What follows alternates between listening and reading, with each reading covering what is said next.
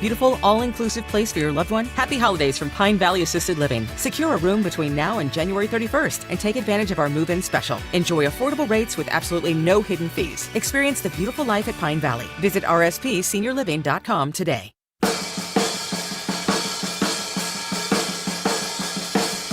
Dave Glover Show is sponsored by the Michaels Flooring Outlet, the flooring experts. IGotFloored.com.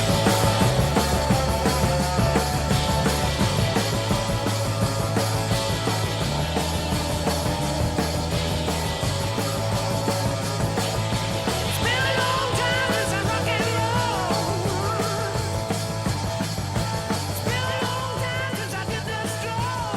roll. 105 on KMOX. Guys, welcome into DGS, minus everybody but me. I'm going to roll through these next couple of days for you. And obviously on Friday, so we'll get back after New Year's Day, and the crew's going to be back. Dave and Rachel will be back for sure. I'm not sure about Andrew yet about Friday, but we're getting back to normal on Friday as we're getting into January. The holiday, this time, in radio this time of year is super weird because, if you listen or if you're in radio, people are popping in and out because of the holidays and travel and everything. So schedules get a little weird. You hear different voices occasionally than you normally would. Rach did a great job last week handling the show when the rest of us were out. I'll try not to screw up today. But I think there's always this balance, right? This time of year, like especially right after Christmas and into New Year's. But there's always this balance of you really liked the downtime, but sometimes near the end of it, you're ready to get back. And actually, I would say every time near the end of it, I'm ready to get back to normal for a little bit because I'm always traveling for holidays. There's no holiday with no travel. I've been in St. Louis for 19 years, and I think I've spent one, maybe two Christmas/Thanksgivings here. Two, maybe three at the most. I don't know. Maybe I'm forgetting one. But the point is, we're always on the road for it. And when you're on a road trip, it's fun. It's a blast. And at the end of it, you're definitely ready to be normal, to be in your own bed, to be chilling on your own couch in your own man cave, to, be in a normal routine. And, in our job, we talk about this a lot, Dave and Rach and Andrew and I. We like what we do. We have a good time when we're together, and we have a good time when we're on the air. But it's still that weird transition. We have that weird, where you're like, God, I'm going to miss some of the fun and the down times, but then I'm also not going to miss. Let's be real, man. Sometimes when you travel for holidays, there are long periods of time where you're just bored. You're in somebody else's house, your family member's house, or maybe you're in a hotel, and there are just these down periods where, yeah, it's normal to have downtime, right? Like when you're at home, you have downtime, but when you're at home, you have your stuff. You have your Xbox. You have all of your books. You have all of your subscription TV services. You have your own computer. You have your own everything. And that's just how that time goes. When you're on the road, sometimes you have some of it. You always have this computer in your pocket. And you look around and there's a reason. There's a reason why we're all like looking down at our phones all the time. Because you get bored if it's just hours and hours. You got the hard thing where, well, it's not super hard. I wouldn't make this out like it's a big contentious thing. But you guys, come on. When you're with any group of people, if you guys don't all love all of the same things, those down periods, like, what do you guys want to watch on TV? Well, these three people want to watch the football game. And these three people want to watch an old movie. And these three people just want to watch the game show. And then these other two people, they don't want to play. They don't want to watch anything at all. They want to keep everything off. And they want to. That's the stuff that's like, okay, I'm ready to be like on my own terms. We got home last night. I've been gone. So I worked last Monday. I'm trying to work through this in my head. I worked last Monday. That was the only day that I was at my house in the last 12 days. Something like that. So maybe I'm just more ready than usual to be back, to have stuff to talk about, to people to talk to. I was just joking with my boss a little bit ago. I've got 8 days of topics and things that I would have had on the rundown throughout this whole time. So for a lot of times, I feel like even on a day-to-day basis, like a normal, we're not taking time off to travel or go to on the holidays or anything. But even on a day-to-day basis, like Mondays are great to me in radio because Mondays, you've got everything. You've got Friday night, Saturday, Sunday news, sports, entertainment, things you did, places you ate, people you talked to. You got all this stuff feeding you material. And then from Monday to Tuesday, you have one evening and then one morning, right? And then Tuesday to Wednesday, you have one evening and one morning. So Mondays always feel like a lot of fun to me. And today's not Monday, but it feels like one because it's my first day back. And you just have, after this many days of downtime, and I do appreciate downtime. But like anything, there are parts of it that are like, that could have been more fun. Because getting, 6, 7, 8, 9 people, 10 people to agree on a thing, I'm sure you guys all know this, right? I don't know, unless you're in those places. There are examples of families. My wife's family is kind of like this. Like, they all just agree to do things together. And it's great. Because they're like, yeah, let's all play cards. Yay, let's play cards. That's fun. In my house, it's not like that. Who wants to play cards? 3 of us? Oh, great. All right, the other 3 want to do something else. And it's like herding cats. Herding with a D, H-E-R-D, not hurting. Nobody wants to herd cats. But it's like trying to wrangle cats. That's a safer way to say it, I guess. And when we get to this time of year, I'm ready to get back to some version of normal.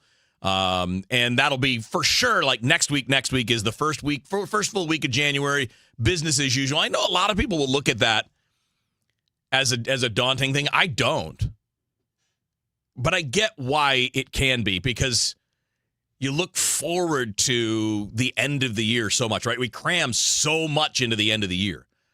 Halloween, Thanksgiving, Christmas, New Year's, all of that is basically happening within a 2-month window. I know it's October, November, December, but it's the last day of October, right? So you go last day of October to the last day of December, and you've got all of this stuff. I know technically New Year's Day is the new year and a new month, but in reality, we're talking about 60 days-ish where a lot of the big events are happening. And then it just flattens out for a bit. And I can see how that can be deflating, especially when you're in the Midwest or you're further north, where it's going to be like, today. Today is like a bright day for the winter. It's cloudy, but it's not like super dark cloudy. But you got cold, and it's not as fun to. And I can get how that down period after New Year's can be like, oh, here we go. We're going to trudge through 2 months and eventually get to the spring. But now it's the trudging through the snow to get to baseball or whatever. Even if you're not a baseball fan, to get to the spring, where you're going to get more outdoor things and all of that. But there's still something about kind of like settling in and getting into your routine. Like settling in and being in your space when you want to be there. If you want to go do something, you do, but it's not trying to coordinate and wrangle, and that's all fun, but everything gets old, right? I mean, like Disney World gets old. If you go there and you spend 4 days there, that's too many. You're like 1 or 2, it's like, all right, that was pretty good. It's tiring. I'm worn out, but it was good. It was worth it. Or Six Flags or Cedar Point or anything like that. Like, you can do those things, and they're a blast, but after a certain number of days, you're starting to go, all right, I'm ready to go home. I'm ready to veg. I'm ready to chill out. You guys, by the way, we're on the stream. If you want to throw in comments throughout the day, we're streaming as we normally would on the Dave Glover Show pages on Facebook and YouTube and all that. So feel free to jump in. We got a lot of people jumping in on the stream already. Hey, gang. Not commenting yet, but they're there. Hi, guys. Feel free to throw in comments. Jacob did comment, though. He said, can Wheels handle the show just by himself? Yeah. So I know that my history is somewhat known to the regular DGS people, but I've been doing, before I joined DGS, I did solo shows for 28 years. And I typically did 4-hour solo shows. So coming up in radio, my first 10 years in radio was nationally syndicated overnights for the last part of it. Right? I did a 4-hour overnight show every night, 1 to 5 a.m. Except for Mondays, they were midnight to 5 a.m. So Mondays were 5 hours. And this is how I came up, man. So solo shows, it's what I've done. You guys want to know? There are some, and they're a lot easier. A little inside baseball for you guys. Solo shows are a lot easier at a station like KMOX. We've got news at the top of the hour and at the bottom of the hour. We've got weather. We'll have traffic later on. We got all kinds of great guests. We can talk about anything, like literally anything. I'm going to talk about killer whales later because I love talking about killer whales. I came up doing sports only, and you're doing 4 hours at a time of one specific thing, which is fine because you kind of hit the big things more than once in a 4 hour. But this is just kind of what I've done. So before this experience, this is all I knew was microphone turns on, go. And you go until the music plays, or you're going to go for whatever it is, 3 or 4 hours. And there are some formats where you have like short commercial breaks and no news at the top of the hour and maybe one little update at the bottom of an hour, and you're filling so much time. That's not this. This is not that. This is the best version of radio, being on a place like KMOX. Have the whole world to talk about, great listeners to participate, guests popping in and out. We're going to talk about some of the biggest stories in St. Louis. Sean Malone's going to come in from the newsroom at 1:30. We'll talk about some of the biggest stories in St. Louis over the course of the last calendar year. A lot of changes, some good things. Obviously, some terrible things like the tornado that came through and did a lot of damage, and we still have lingering damage from that. So we'll cover some of those top stories. We're going to talk about movies and TV with Janelle later on. Normally, Janelle comes in on Thursdays, but we're not going to have a Thursday show this week. New Year's Day, I believe it's the 100th anniversary show again. So we'll have all kinds of different things. And I have a few other pieces of audio that I want to play to. And by the way, Matt Pauley is going to jump into in the 4 o'clock hour. And we won't just talk sports with Matt. We will do some sports, but it'll be more of a teaser of rush hour sports. And then we'll kick a few other things around related to the holidays or some other stuff. But in the meantime, you guys feel free, join in on the chat if you're watching us on the stream. It's easy enough to do. I may or may not get to it in real time, but we'll take a look at it when we have an opportunity to do it. So as I mentioned, Sean Malone's going to join me around 1:30. Got some really interesting audio stuff. I'm going to tease this for 2 o'clock, and then we're going to take a break. I know Kyle's looking at me like it's time. So at 2 o'clock, I've got some audio from a guy that we've talked about a bunch. Dave and I, Glover and I, we both see a lot of content from a guy named Chase Hughes. He's all over Instagram and TikTok, and therefore you'll see him on Twitter and Facebook as well. But he is a Navy veteran. His specialty is intelligence, counterintelligence, human behavior, and psyops. And he's literally written books about these things that are taught at various levels in the military and government. And he talked about a thing recently. I'll play the audio for you a little bit later, about how so many of the things that we fight about are created for us to fight about. And this is coming from a guy who has an entire background in manipulating human beings for various purposes. That's his background. That's what he's an expert in. So we're going to get to some of those things as well. So you'll have a little sports, you'll have some entertainment, you're going to have some fun newsy stuff, and we got some killer whale stuff too. Dude, they're amazing. Wait till I get to the killer whale stories a little bit later on. Yes, there's more than one. I don't know why, but I must be on some kind of loop because I get these stories nonstop because they're fascinating and they're too much like us. So hang tight. DGS is going to roll as usual. Is today Tuesday? It's a Tuesday. I know it's December 30th. I think it's Tuesday. I think it's Tuesday here on KMOX.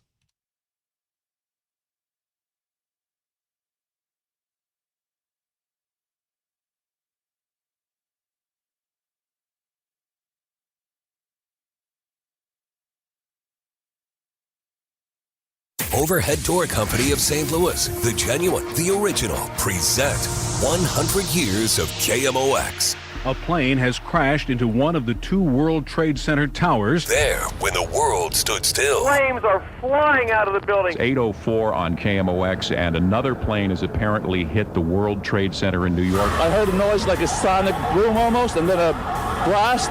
There has been apparently some sort of bombing or crash going into the Pentagon building. Shook the entire building. It was very clear that something terrible had happened. St. Louis Police Chief Joe Moqua has a message to the community in light of of today's terrorist attacks, there are no threats against the St. Louis community. They're putting up yellow tape in front of the Eagleton courthouse. There's a federal marshal with a shotgun there. People are standing around with a stunned look on their face. This is a day that everyone's going to remember. There for every headline, every heartbreak, every heartbeat. KMOX, the voice of St. Louis. Let me tell you guys about Dr. Corey Solman, my orthopedic surgeon. He is a super nice guy, and that matters because when you are discussing something like getting a knee replacement or a hip replacement for you or your elderly loved one who may be really afraid of going under general anesthetic, or maybe it's for a young person who's like a little 12-year-old soccer player and tore an ACL or an MCL, and you want someone who can connect with them, not a cold fish, not a God complex surgeon, not someone who's just very cold and austere. That's Corey. He's very cool. He's very nice. He's very funny. He also happens to be one of the very best surgeons in the Midwest. I know so many doctors. As you know, I do lives for many, many doctors, and they send patients back and forth. And all the doctors I know, when someone comes in or they say, hey, by the way, my mom, I think she needs a knee replacement, always send them to Dr. Corey Solman. He's out in Chesterfield. When you call, make sure you let him know that you're from the show because he and I are good buddies. 636-231-5881 or Solman, S-O-L-M-A-N, Solman Orthopedics. Hola, amigos! It's a big noise. Brad Evans from BetMGM tonight. Listen Monday through Friday starting at 6 p.m. Eastern on Westwood One Sports as we cover the biggest sports stories from coast to coast. Get insights on the NFL playoffs, college basketball conference races, and more. Download the Odyssey app now and listen from anywhere. BetMGM tonight, live and interactive, presented by BetMGM. Tune in, Team Huevos. Hey, can you blow up some balloons for Jack's party? I can't. I'm so congested. You need Sinex Saline from Vicks. Sinex Saline Nasal Spray? Yeah, just Sinex. Breathe. Sinex Saline instantly clears everyday congestion associated with colds and year-round allergies with a gentle, ultra-fine mist that's no mess and easy to control. Daddy, we need more balloons. On it. Enjoy life's important moments without congestion. Try Sinex Saline from Vicks. Just Sinex. Breathe. Use as directed. If you owe the IRS, you have a legal issue, and you need the Lance Drury Law Firm. We'll protect your rights. Log on at lancedrurylaw.com. Don't miss Mosby Building Arts Home Improvement Show, Saturdays from 11 a.m. to 1 p.m. on KMOX. One of the last call-in shows where you can get live answers to your remodeling, design, and construction questions. Tune in Saturdays at 11 a.m. St. Louis City SC is teaming up again with Enterprise to salute the people who make our city shine bright. The Exceptional Neighbor program presented by Enterprise is back, and now you can help us find the class of 2026. Nominate your friend, coworker, or anyone who's going above and beyond for the STL region, and they could be featured on the pitch during halftime. Go to stlcitysc.com/exceptional neighbor now through January 9th and tell us who you think deserves to be an exceptional neighbor. Presented by Enterprise. This is Coach Josh Schertz of your St. Louis Billikens. On behalf of the St. Louis community, thank you, KMOX, for 100 years of service. Here's the next 100.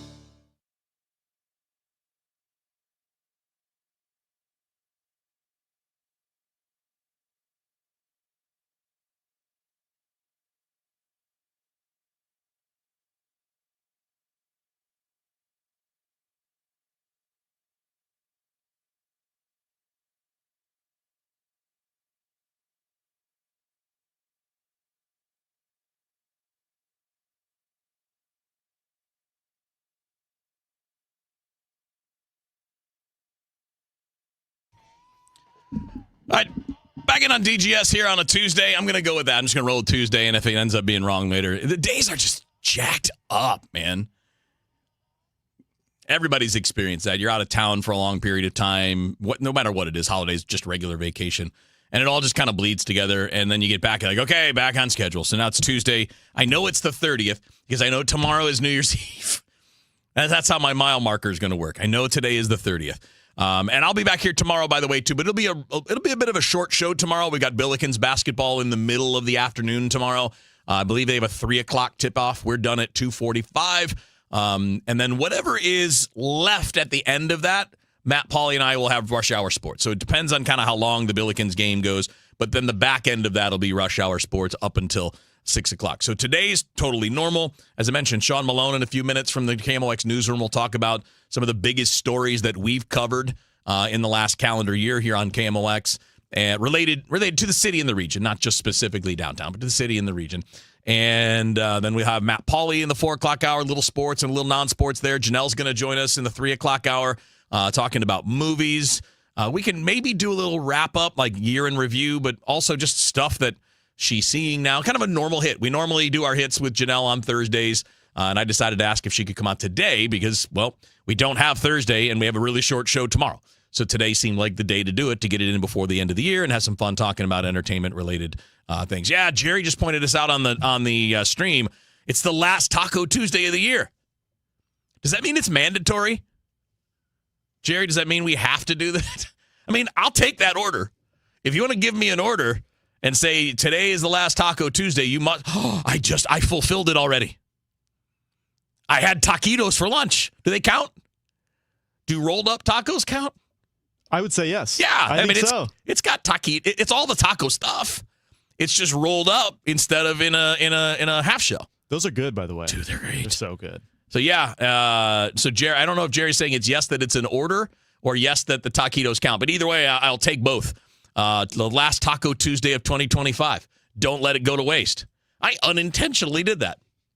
What a victory! It's the small victories, guys. It's the little things in life that make you go, all right, I'm winning today. I'm winning today. I'm ahead of the game. I didn't even know it, but I got in the last Taco Tuesday of the year. Should I double up? I don't have any more taquitos at home. This would mean, stopping somewhere on the way back. Well, that could be. A lot of places that serve tacos on the way home. You guys got me thinking. Jerry's all over this Taco Tuesday. He's like, you must do both. You must splurge. This is the time to do it, right? The last couple of holidays.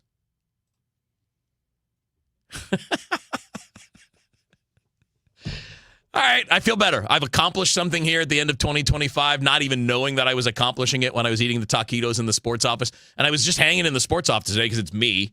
Normally Andrew and I have the prep room, and then Dave and Rach come in and we all eat lunch together because we're like the cool kids in high school. We sit at the same table. Well, I ruin that. I don't sit at the table.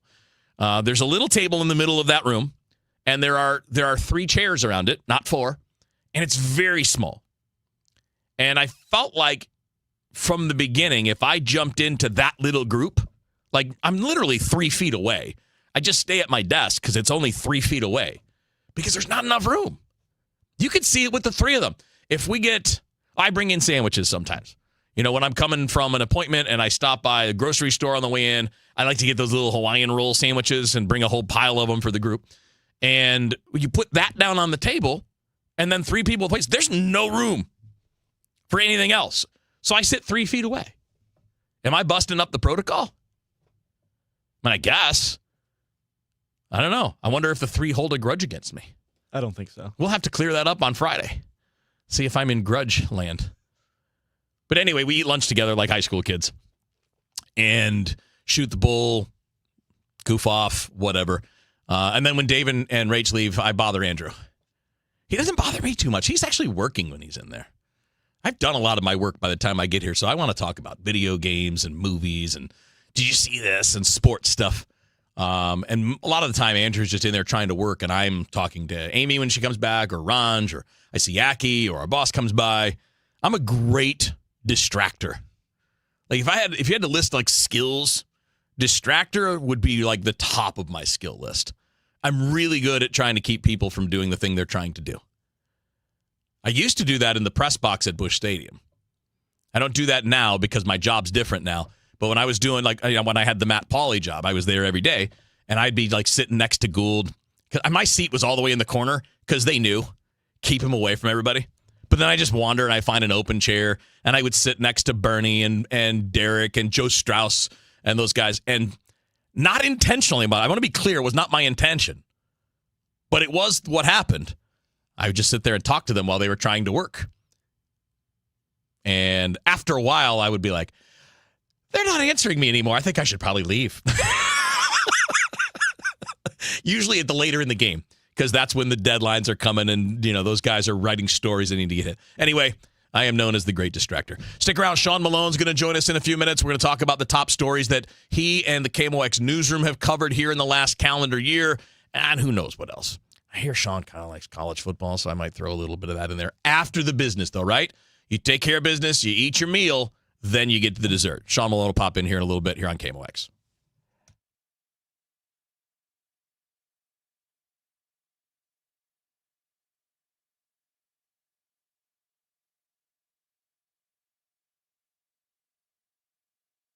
For 100 years, KMOX has been the voice of St. Louis, informing, entertaining, and connecting our community.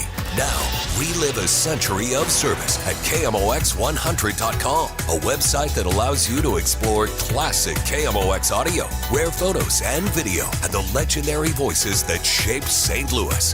Every headline, every heartbreak, every heartbeat lives on at KMOX100.com. This is Corey from Air Comfort Service Heating, Cooling, and Insulation. There's never a good time for your heating system to stop working. If yours does, no matter what time or day, Air Comfort Service offers 24/7 emergency HVAC service. Contact our award-winning team for 5-star heating service and stay in your comfort zone. For heating and 24/7 emergency service, contact Air Comfort Service Heating, Cooling, and Insulation at aircomfortservice.com. That's aircomfortservice.com. I dared Archwell Health to keep track of my vitals and my grandkids' names. I dared Archwell Health to simplify my prescriptions, so Max and I have more time to play. Good boy. And I dared Archwell Health to be closer than my neighborhood coffee shop. Our members dared us to do more as a primary care provider for adults age 60 and up. So we made it our mission. Visit archwellhealth.com and become a member today. Archwell Health. We dare to care. Now, KMOX weather from the Saliga Heating and Cooling Weather Desk. All right, Dave Murray's weather is brought to you by, or I should say, coming to you from the Saliga Heating and Cooling Weather Desk.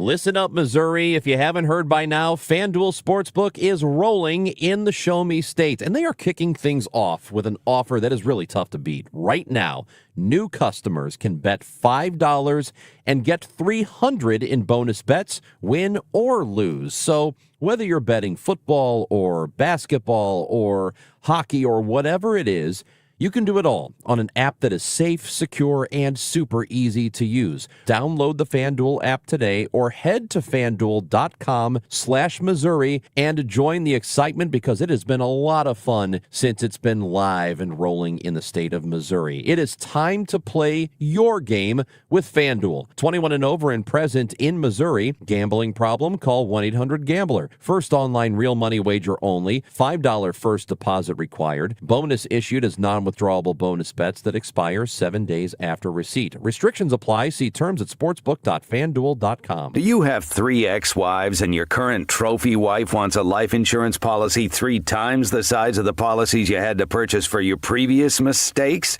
If so, you need to call Big Lou at Term Provider, 800-700-6898. Big Lou is intimately familiar with your problems, and if you're 50 or 60 years old and in reasonably good health, a $1 million policy should only cost about $100 to $200 per month. Big Lou may have a solution for your previous policies as well. You may even save enough money to lighten the load on your new $1 million policy. Remember, call Big Lou. He's like you, except he's only on number 2. Call Term Provider at 800-700-6898. That's 800-700-6898. For $1 million in term life insurance that you can live with. Call Big Lou at 800-700-6898. 800-700-6898. Winterfest is back for the 10th year in Keener Plaza, now through January 11th. Enjoy Winterfest traditions, including ice skating, s'mores, and igloos underneath 100,000 twinkling lights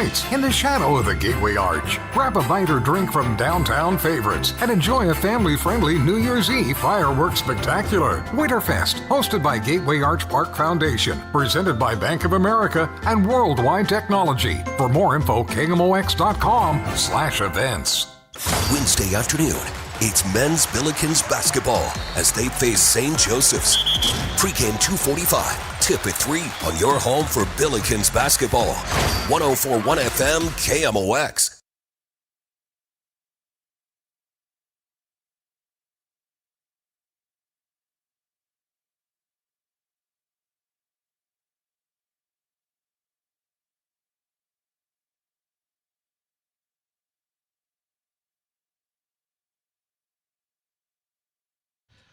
All right, back it on DGS, minus everybody but Wheeler.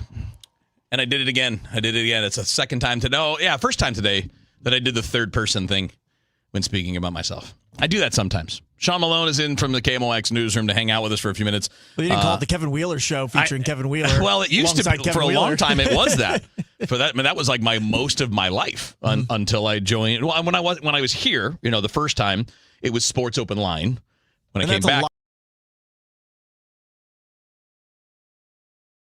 Room talking to the listener, but basically to yourself. I kind of, but if you come up that way, it's not so bad. That's how I came up in sports radio doing. If you've done it, it's 4-hour shows by yourself. Yeah. But your first time doing it, you think, oh, that's no big deal. And then about 2 minutes into your segment, you're out of everything to talk about, and you're like, do you even know I got me? a riff. I know you. You can riff with the voices in your head for 20 minutes before taking a break. I go out and talk in the hallways during breaks because it's not enough when I'm on the air. But people who aren't in the industry, that is the hardest thing to do is solo radio. Yeah, I feel like everything that's difficult, like for me, the difficult part was first joining DGS and figuring out how to do something with 3 other people in the room all the time. Because normally it was just like I just go.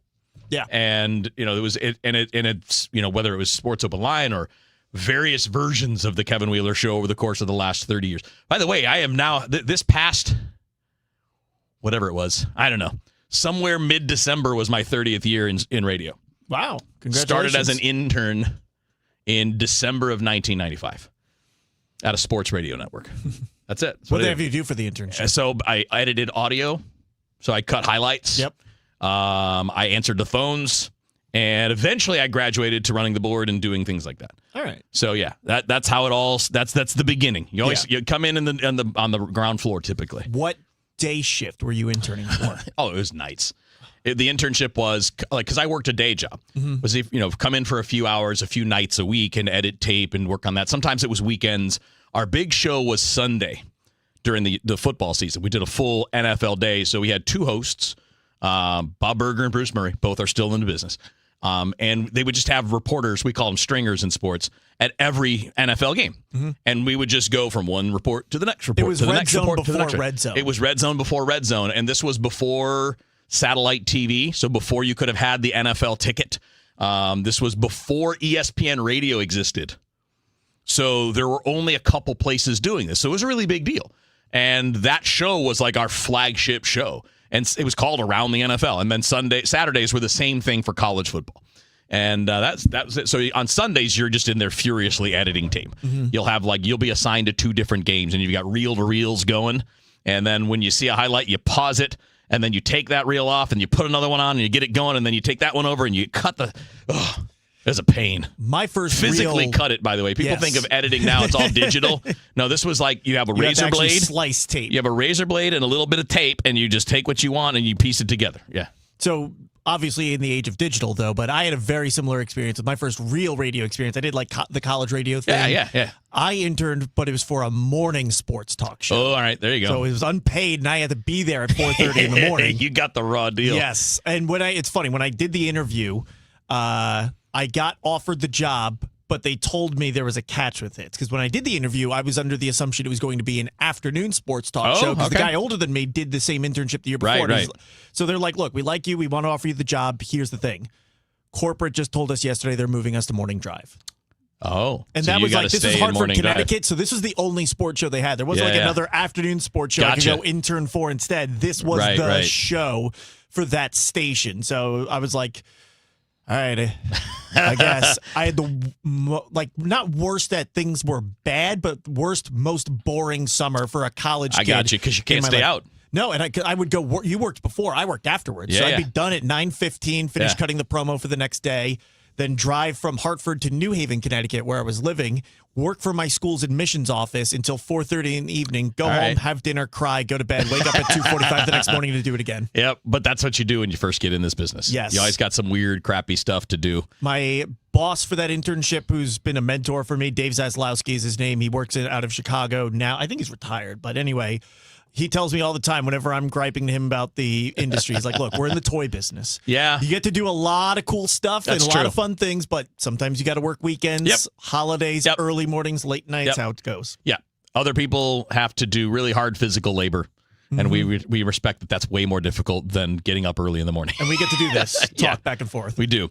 All right, let's talk about 2025. Yeah. You've covered all of the big stories in and around St. Louis, right? We don't have to pick it. It's not just downtown, but these are all things that impact the St. Louis region. Let's go over a couple of the biggest ones that stood out the most to you. Some of the biggest ones did happen in St. Louis City, which was really out of their control. And I guess some were in their control. Election season for the mayor's race was a big story, in particular because of the snowstorm that tied into the mayor's race. That the whole campaign for Mayor Kara Spencer was built around, we are not doing the basics right in St. Louis. We need to do the basics right, and then we'll do the big picture things, the bigger, more aspirational things that Tashara Jones was trying to get St. Louis up to doing. And if you want to talk about what an absolute in-kind gift that Spencer got from Mother Nature with that snowstorm, it was the ultimate example of St. Louis is not accomplishing the basics. They were not plowing the streets as they were supposed to. They don't always do side streets, but even the streets director came out in a letter to the Board of Aldermen and said, I thought certain streets were plowed, and I'm just now finding out they weren't. That is just a massive, massive failure in the operation at that point. Yeah. And then the snow started to melt, but the trash wasn't being picked up as it should after the snowstorm. For like 8 or 9 days, 10 days. For a while, maybe for more some than people, that. So it was just the ultimate example of, look, I've been telling you guys, we're not doing things up to the level that we should, the basics in city government, and here it is, not happening to the level that it should in city governments. And speaking of leadership change at the start, this one really picking up in the second half of the year, but County Executive Sam Page, with all the trouble that he's had now with, the constant fighting with the county council, to then that Proposition B over whether or not the council should have the ability to fire his directors that he names to those positions. He sent out that piece of mail that now has him in criminal trouble. I mean, he faces felony stealing charges for this. And it's gotten to the point now where just about a week ago, he announced that he was going to not seek re-election next year for county executive. So next November, there will be a new county executive elected to lead the most populous county in all of Missouri. It's a safe Democrat seat, I'll say. There's a chance, maybe if Sam Page stayed in, I think there'd be a better chance that a Republican could win that seat. But it is essentially the biggest Democrat seat in the state of Missouri. Good point. Yeah. So, I mean, it's that or it's the mayor of St. Louis City. You look at the House and you look at the Senate in Missouri, and it's super majority. So they can make noise, but they don't really have a ton of leverage to do things. So with that in mind, this is arguably the biggest Democratic seat that's now going to go to somebody completely new this time next year. Pretty significant change. Who knows? I mean, County Executive or County Councilman Dennis Hopkins is running for the Republican ticket, and maybe he wins. But like I said, it's a safe Democrat seat that's changing hands now. And you talk about being criminally charged, and the story of the year in terms of the story that never ended all year long. It might be, if not this one next story that I'll get to in a bit, Sheriff Alfred Montgomery, where every few weeks it was something new. I was going to say, you have spent an extraordinary amount of time on that story. It's incredible when you think of all the things that have happened criminally, controversially, financially with that office. And he didn't even hold office for one full calendar year. I mean, you fit a career of controversies into 356 days, like 11 days or 9 days shy of a full calendar year. When you think about when he first came in, immediately terminating the higher ups from the previous administration, blowing a $500,000 hole in the budget by doing that, growing that by another $300 million by not, after you're already way underwater, being fiscally conservative with things that you look at and do we really need this now or at all? Things that you don't need now, new uniforms, new badges, a robot to send in to a room in case there's a hostage situation or something like that.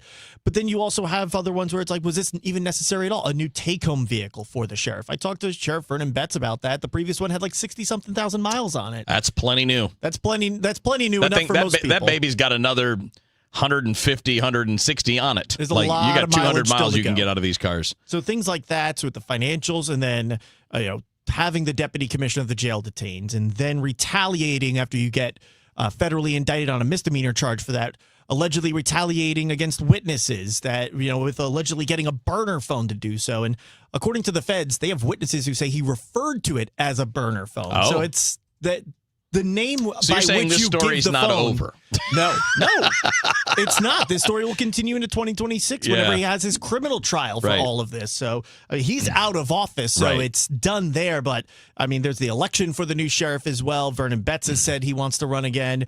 The current interim sheriff, former chief of police John Hayden, during his introductory press conference, expressed interest in staying with that job. So the sheriff itself is not done. Sheriff Alfred Montgomery, the story is not complete yet, but that was just one of those where every few weeks his name is popping up in the news. And for a position where the job essentially begins and ends at keeping the court safe and transporting detainees, that's a lot. You're in the news way too much. Yeah, I was going to say, you would think that would be pretty low key. It's to the point where some legislators think it should be eliminated altogether as an elected position. Where, do we really need to hold an election on this, or could this just be an appointed position? And then there's a lot less drama around it and maybe a better chance to get someone a little more qualified for the position that maybe won't go around detaining the deputy commissioner of the jail and spending money like crazy left and right. And then obviously the biggest story for St. Louis this year, it's the tornado. And it's not just the biggest story for this year. It's going to be the biggest story for the city for the next decade as they work to try to recover and rebound from this, and how quickly they can start to tear down some of these buildings that are just a lost cause, rebuild them so people don't move out of the city. The city's already losing population like crazy. You see tornadoes in Missouri all the time. We actually had a ton of tornadoes this year. I can't think of an instance where a tornado has touched down and ripped through a major metropolitan area. It's and pretty that's rare, the difference where, when it happens further south of here, where you got your towns that are more spread out, a few homes might be destroyed, still a tragedy, but you don't have the sheer vast number of lives touched by that tornado, like when it happens in a more densely populated area where people are living right next to each other, like we saw here in St. Louis. Yeah, you definitely don't see that kind of thing typically in a really close to downtown area. No. You'll see them in the burbs, right? You'll see it. We saw it at the airport, though. Yeah. That was years ago, obviously. But it's interesting that two of the bigger stories that are going to have long-term lasting impacts were related to the weather. Yeah. The snow from last winter not getting taken care of led to, again, may or may not have changed anyway, but I think probably sealed the deal. Yeah, I think that's the best way to describe it. Turning it against Tashara Jones. It already was an uphill battle for Tashara at that point, but it really locked it in. Like I said, it aligned perfectly with Kara Spencer's messaging of we're not doing the basics right. And here's just on a silver platter an example of the city failing to do some of the basics: shovel the streets, plow the streets, get the garbage, pick up the garbage. Let's be clear too. There were a lot of stories, and one or two in particular, where emergency services couldn't access certain streets, where the people, the EMTs had to get out and walk because their ambulance couldn't get down the street. Here's how poor of a job the city did plowing the streets. Days after the snow had come and gone and the ice was still there, they had failed so greatly at plowing the streets. One of the aldermen, at a special meeting that was called where the public could complain about the streets not being plowed, could not get out of his own home to make it to that meeting. He had to attend that meeting on Zoom. It was Alderman Brett Narayan. Now, it's nothing that he did wrong, but he and the rest of the Board of Aldermen were very frustrated about just the lack of adaptation from the city to this is not a typical snowstorm. We need to do more now to handle this, and the adaptation, the pivot came way too late from the city.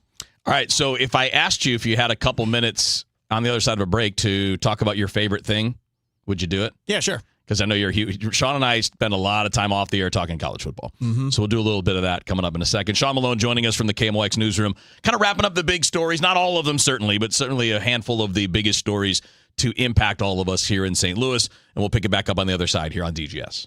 So, God forbid you or someone who you care about takes a fall over the Christmas season or just maybe over the winter. I mean, it's slippery, going to be slippery everywhere, right? It just happens. And we all know that feeling. You go down, it takes a long time to fall, minutes, and then you're taking stock of yourself. Did I hit my elbow? Did I hit my knee? Is anything broken? Did I twist anything?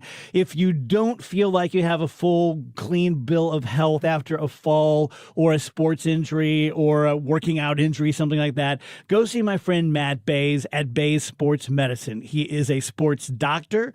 He does everything orthopedically right up to surgery. He does regenerative medicine, which are the stem cell injections, which work great for fresh injuries and chronic injuries. 636-735-3003 or Bays, which is Bayes, BayesSportsMed.com. I'm John Morgan of Morgan & Morgan. We recently received a call from an injured person. The insurance company had offered them $11,000. We took the case over and got more than $2 million in court. Morgan & Morgan. Visit forthepeople.com for an office near you. Wesley Financial Group is not a law firm. I'm Chuck McDowell, founder of Wesley Financial Group. Did you buy a timeshare because they told you it was a great investment? That's a lie. Most timeshares can be bought online for $1. To find out what your timeshare is worth and to cancel it, call us today and we'll send you our timeshare exit kit free with all your options for cancellation. Call Wesley for your free exit info guide. 800-941-2255. That's 800-941-2255. Neil Forever performs Neil Diamond live in concert at the Factory in Chesterfield on Friday, January 9th. It's fantastic. Friday, January 9th, Neil Forever performing all the hits of Neil Diamond at the Factory. He is a great performer. He's amazing. Sounds just like Neil. Rock and roll, get on board. Tickets at Ticketmaster.com. When life happens and you need to sell your St. Louis area home, call trusted realtor Gloria Liu with your home sold guaranteed realty. Gloria is St. Louis's real estate expert with more than 22 years of experience and expertise, helping you sell quickly and for the most money. Selling your home can be so stressful, especially when life happens, like a sudden job change, a passing of a loved one, or a growing family. Knowing exactly how much your home will sell in today's market is the first step. Then I back it up with an upfront written guarantee. My guarantee is simple and easy to understand. If I can't sell your home at our agreed upon price and time frame, I'll buy it myself. When life happens, the name to remember is Gloria Liu, your home sold guaranteed realty. I strongly suggest you call her right now at 314-325-6888, 314-325-6888, or visit GloriaHasTheBuyers.com. Gloria and seller must agree on price and possession date. So there is a financial advisor for everyone. I truly believe that. You know, if you're looking to be a stock trader, there's a person for you. But if you are a business person, and especially if you're an entrepreneur, you can't just go to the rank and file financial planner. This is exactly what John Moriarty at E3 Wealth does. And he is headquartered here in St. Louis. He's a St. Louis guy, but they've been so successful at it that he has expanded across the country, now has 70 associates working with him. And he just gets it. He understands the entrepreneurial mindset. He understands the entrepreneurial playing field, how things are different for you and how things are different if you're a successful business person. He can take you right where you are now, make sure everything is copacetic, everything's going the way it should, and then help you get to the next level. His new book, The Entrepreneur Playbook, is out now. To contact John, simply go to E3 Wealth, the letter E, the number 3 wealth.com. This is Molly Highland, daughter of Robert Highland. Congratulations, KMOX, the voice of St. Louis, on a century of service.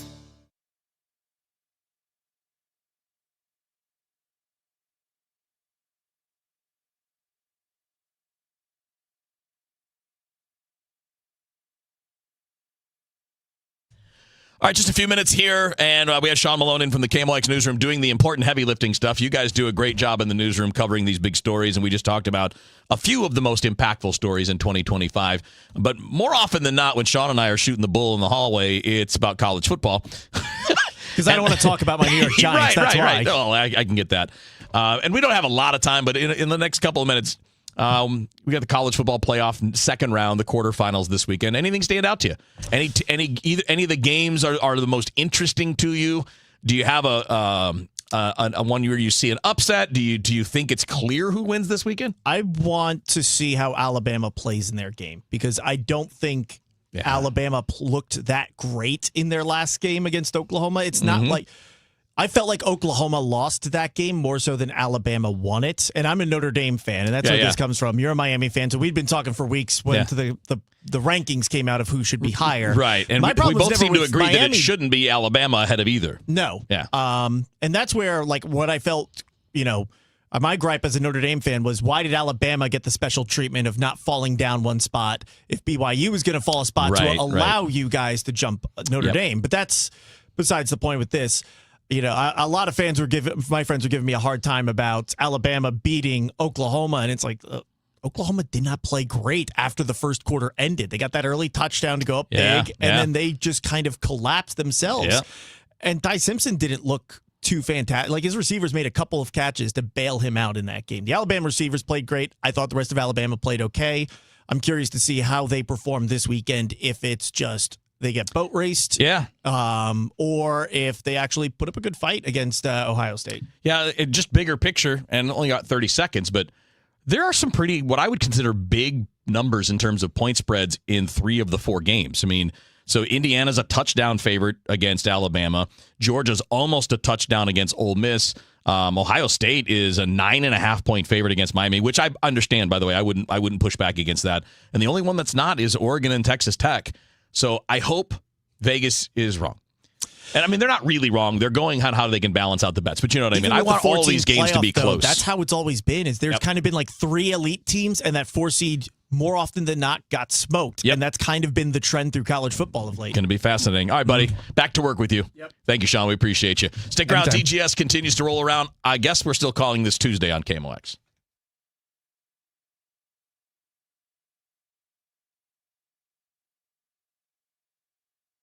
If you or anyone you care about is facing a family legal matter, call Cordell & Cordell today at 1-855-GET-LEGAL. There's a lot on the line in divorce. This is Joe Cordell of Cordell & Cordell, the largest family law firm in the country, with over 35 years of helping clients navigate divorce. But being big doesn't mean less personal or less local.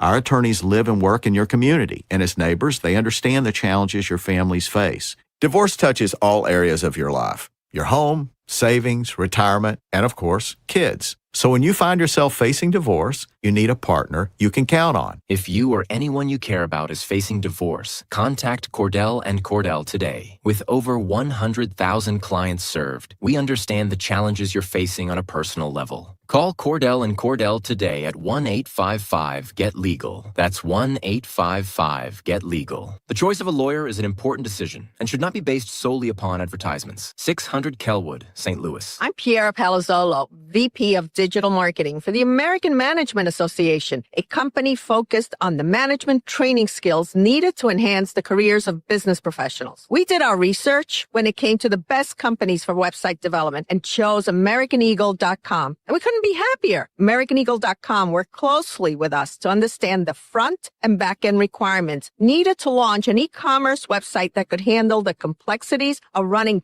thousands of seminars nationwide. Our robust new website and improved SEO saw immediate increases in site traffic and web revenue. If you're in need of managerial effectiveness and success, visit our website at amanet.org. If you're in need of a website that provides an unparalleled consumer experience, I highly recommend AmericanEagle.com. Transform your business today.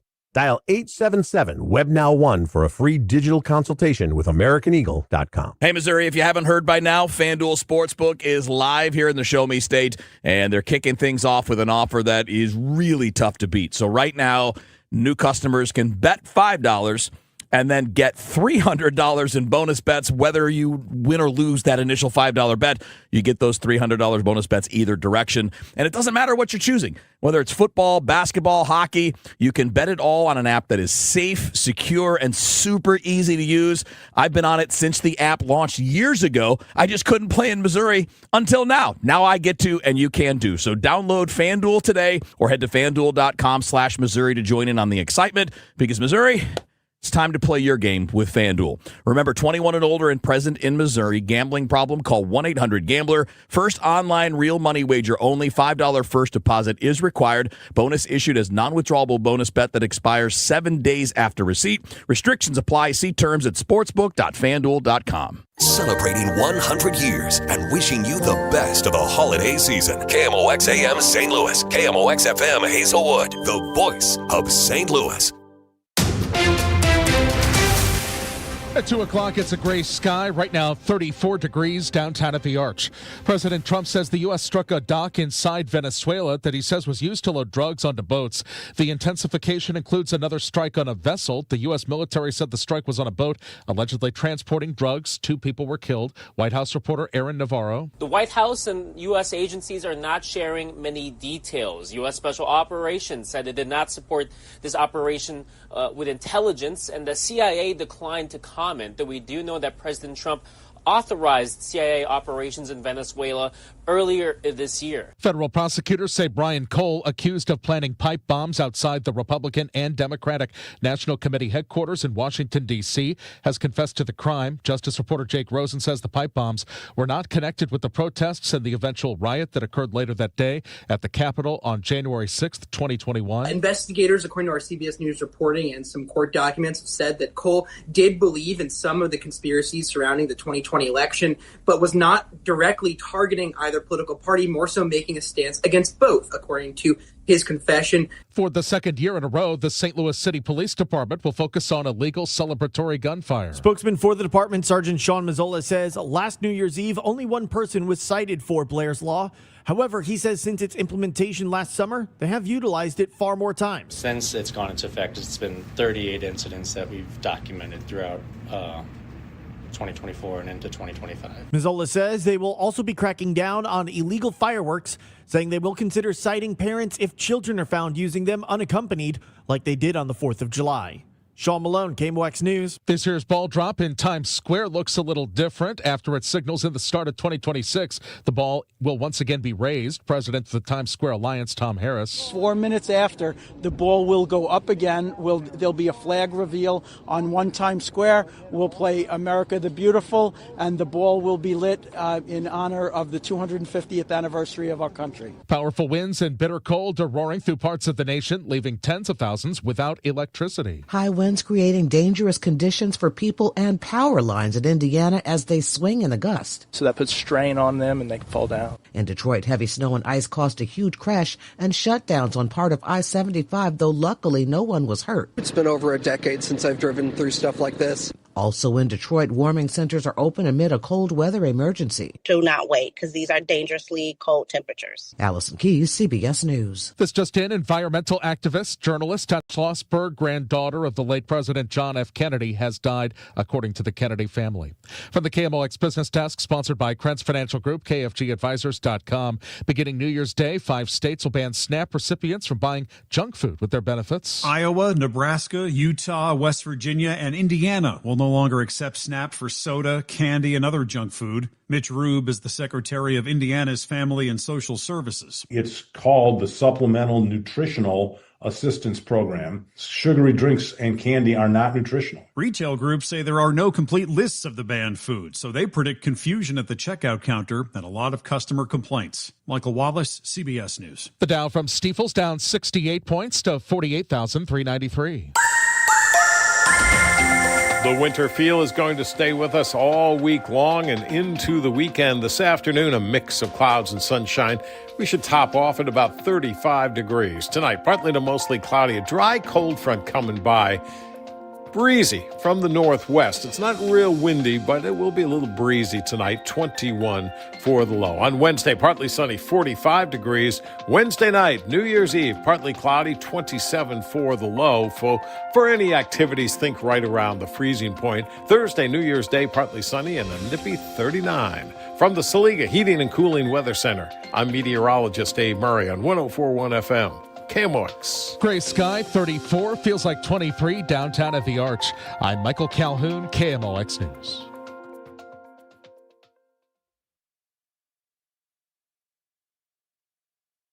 The Dave Glover Show is sponsored by the Michaels Flooring Outlet, the flooring experts. IGotFloored.com.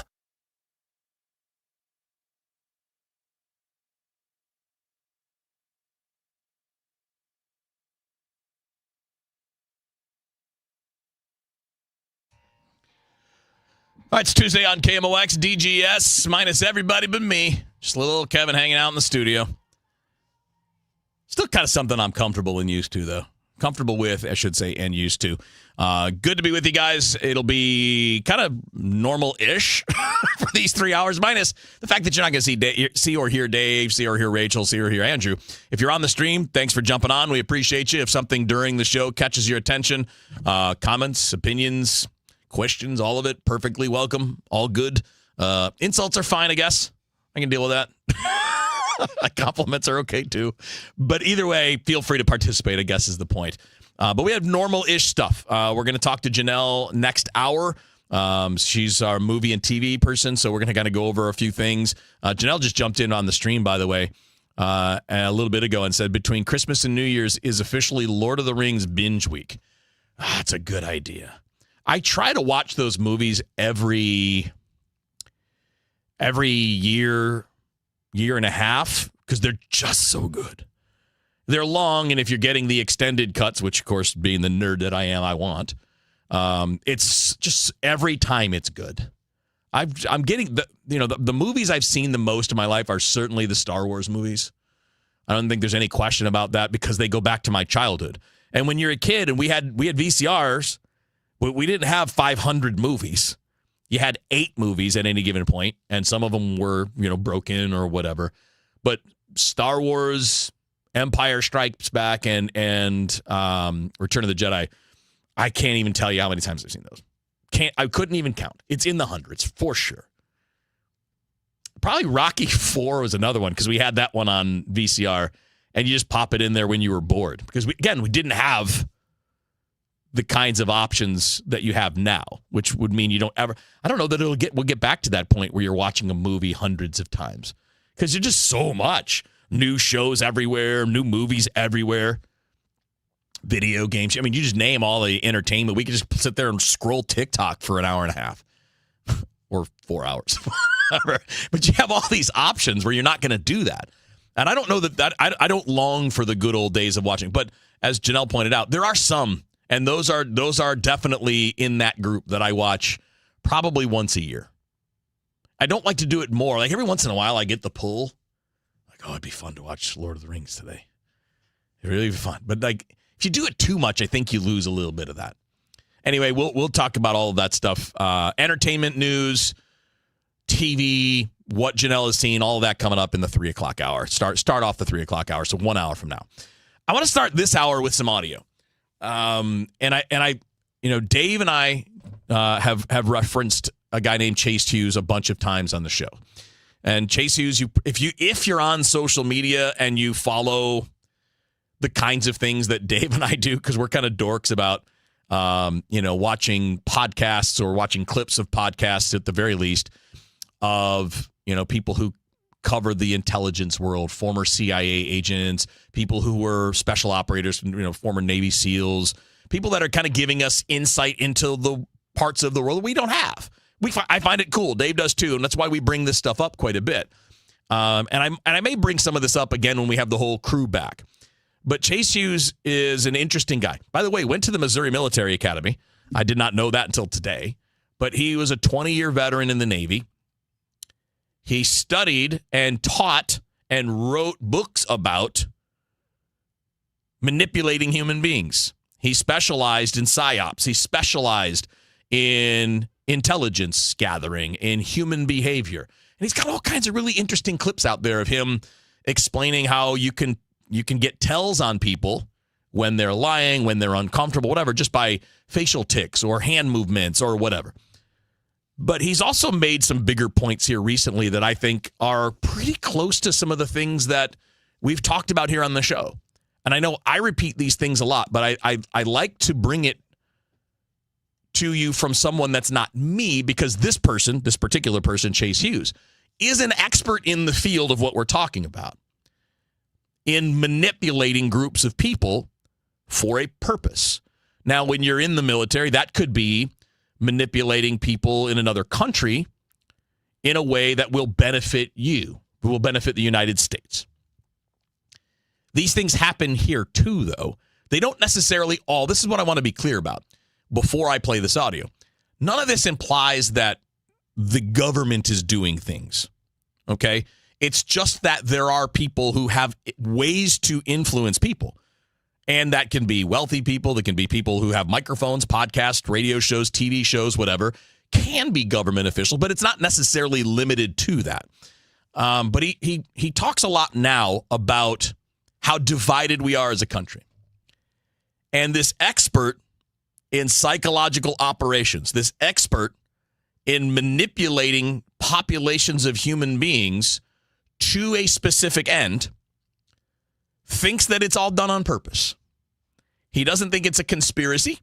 He's not a conspiracy theorist. He just has an area of expertise, and he sees the signs that Americans are being intentionally divided. Now, I wanted you to hear this clip. It's short, minute and a half, maybe 2 minutes, of him explaining this, and then we'll follow up with what it means, because I've argued for years on this show that we spend too much time fighting left versus right, right versus left. It should be up versus down. It should be those of us that are in the middle and down fighting up. And that's kind of the point that Chase Hughes makes in this clip.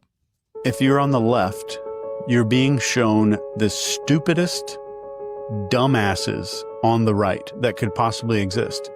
But what the way that you're shown it so often on repeat, you have no other choice in your mind unless you're deliberately seeking out competing media narratives. You have no other choice in your mind but to think all of these people are insane. All of them are absolute idiots. I don't know how this is possible. And if you're on the right and you scroll through your feed, if you're on X or Instagram, doesn't matter. You scroll through your feed and you're going to see the absolute morons on the left.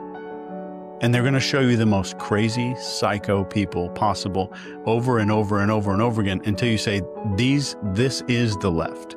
But if you walk into a Walmart, you're going to see people that voted in a way that you didn't vote. They're not screaming, they're not psycho, and they probably want the same things that you do. You have more in common with these people than you think. You're going to go see somebody on the right if you're on the left, or somebody on the left if you're on the right. They want to feed their kids. They want to pay lower taxes. They want to feel safe in their own home. They want to chill. They want to come home at the end of the day and put their feet up and have some time off. They want to have time with their family. I want everybody to know, I've studied PSYOPs for a very, very long time. I train PSYOPs. And you have more in common with all those people that didn't vote the way you voted than some billionaire elite that's influencing media narratives. Even if that billionaire votes the same way you do, you still have more in common with that person that voted the other way that you see every day in your life. That's not crazy. That is absolute engineered reality. I'm not sitting here trying to say, oh, you need to love your neighbor, you need to love people, and that'd be great. Yeah. I'm just saying that the hatred that people are feeling for the other side is engineered. It is not real.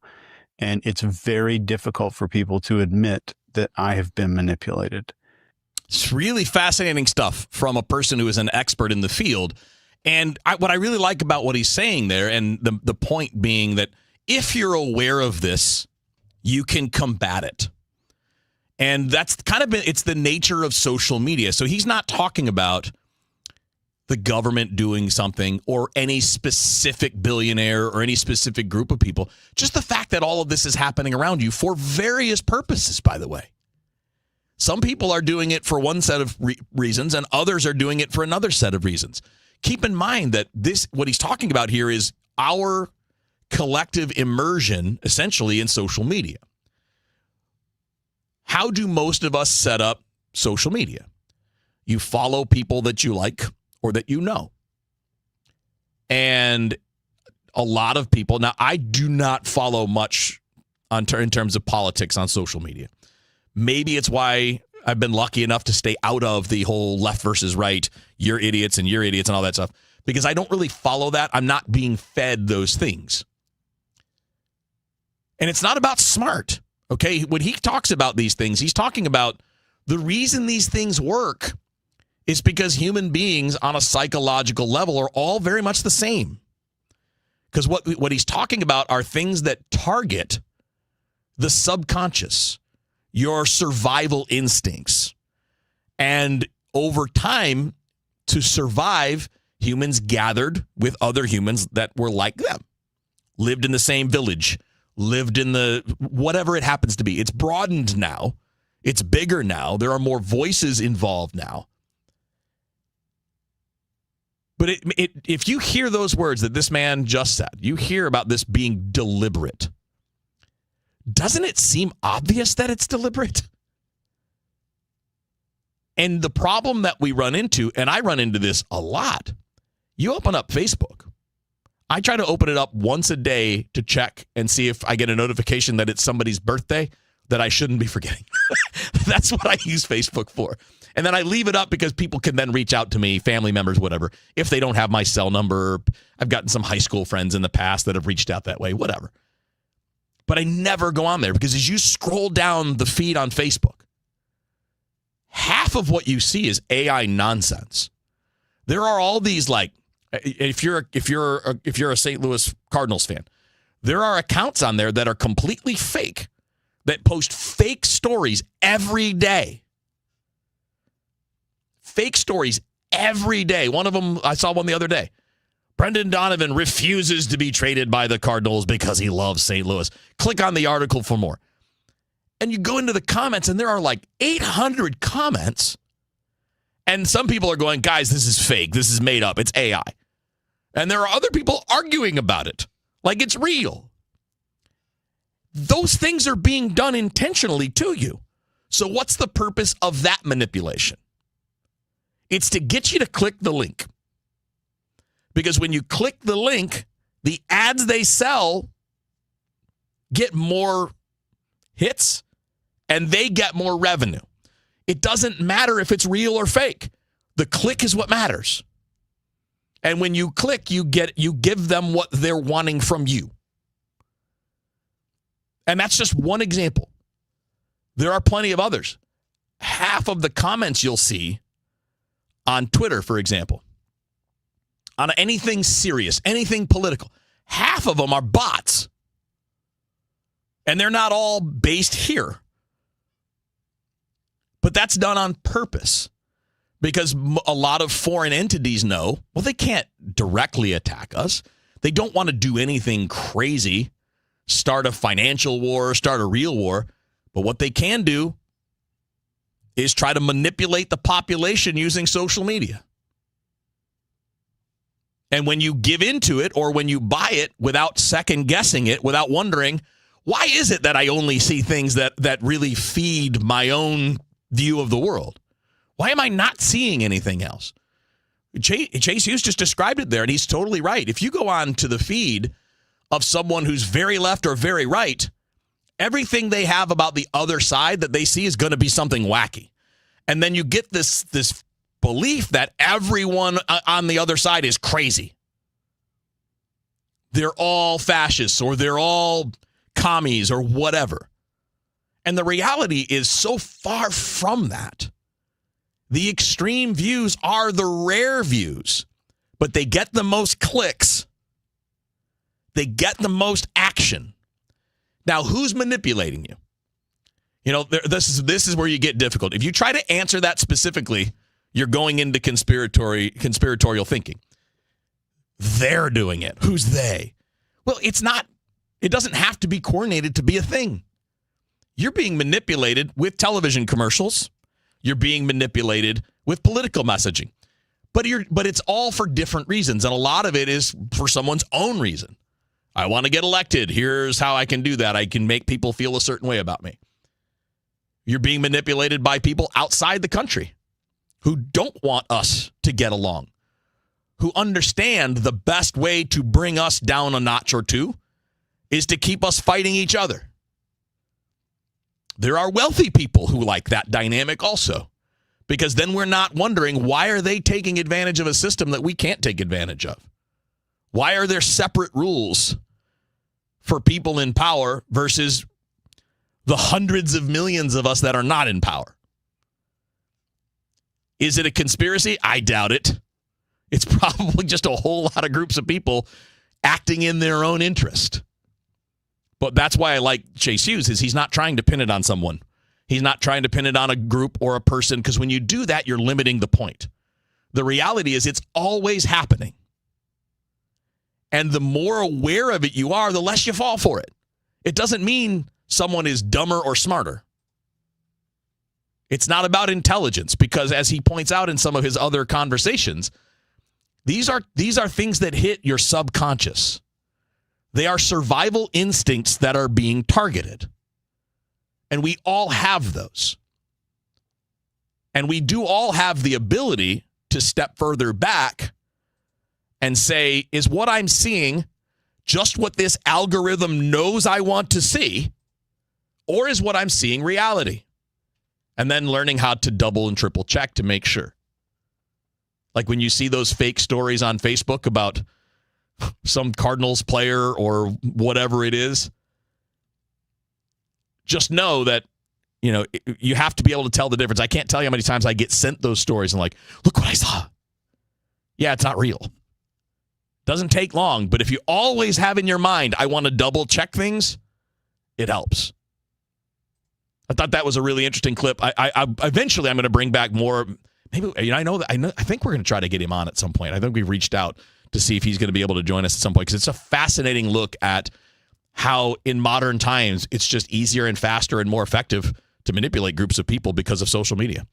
Doesn't mean you got to get rid of it. It doesn't mean that it's all bad. It means all of us have to learn and do a better job of understanding how algorithms work and how they're feeding us what we show it that we want. If we show it that we want variety, we get it. So we got to maybe take that step ourselves. All right, stick around. I went a little further there than I thought I was going to go. We got a lot more coming your way. In fact, next hour, Janelle's going to jump in. We'll talk TV and radio, or TV and radio, TV and movies. Matt Pauly's going to join me later on. We'll do some sports and other stuff with Matt as well. Hang tight. DGS picks back up in a minute here on KMOX.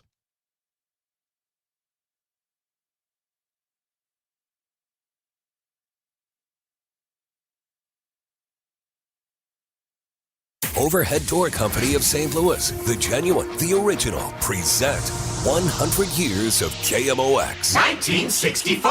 There when St. Louis celebrated. Kenny Boyer, the batter. The Cardinals with their best opportunity. Bases loaded. 1 out. Boyer, who led the major leagues in runs batted in this year.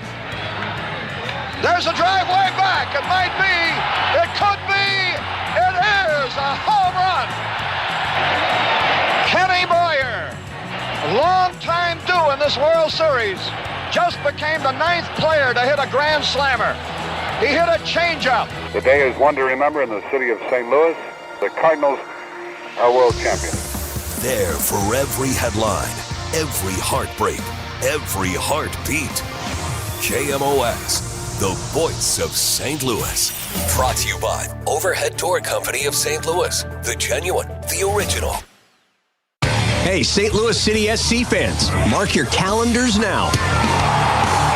The Boys in Red return to Energizer Park to kick off Season 4 Saturday, February 21st. And you could be there for the dawn of a new golden era of St. Louis soccer. Go to stlcitysc.com/tickets and reserve your seat now for the MLS home opener versus Charlotte FC. Limited quantities remain.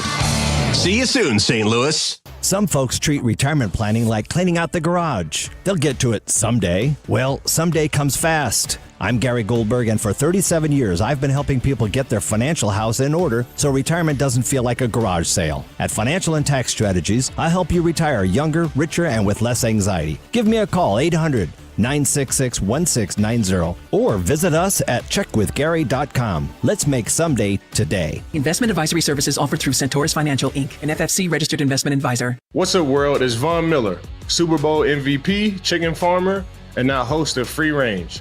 This is a show where I go off the field and off the script. We're talking what's hot in music, film, trending news, and everything blowing up your feed. If you love football, you'll feel at home. But if you're here for the vibes, the internet deep dives, the conversation, this is your podcast. Join me every Wednesday. Follow and listen to Free Range with me, Von Miller, everywhere you get your podcast. Wesley Financial Group is not a law firm. Ask yourself this question. Is it really worth holding on to that timeshare that you know you need to get rid of? Here's the truth. The average maintenance fee just went up over 17%. That could have been 117%, and there's nothing you can do about it. When you buy a timeshare, you give them a blank check for annual maintenance and assessment fees. I'm Chuck McDowell, founder of Wesley Financial Group. For 15 years, I've helped over 50,000 families cancel their timeshare. Not sell it, not transfer it, cancel it. Did you buy a timeshare because they told you it was a great investment and your maintenance fees would never go up? That's a lie. Are you ready to get rid of your timeshare once and for all? Simply call us and I'll send you our timeshare exit kit that explains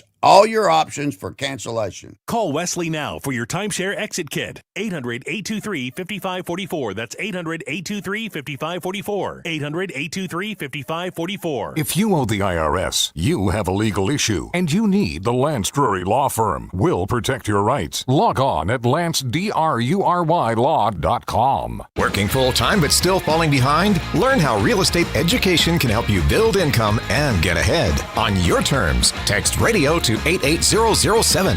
That's RADIO to 88007. Presented by Lifestyles Unlimited. Hi, everybody. Tom Calhoun, your PA voice of the St. Louis Blues. Congratulations to KMOX, 100 years strong as the voice of St. Louis.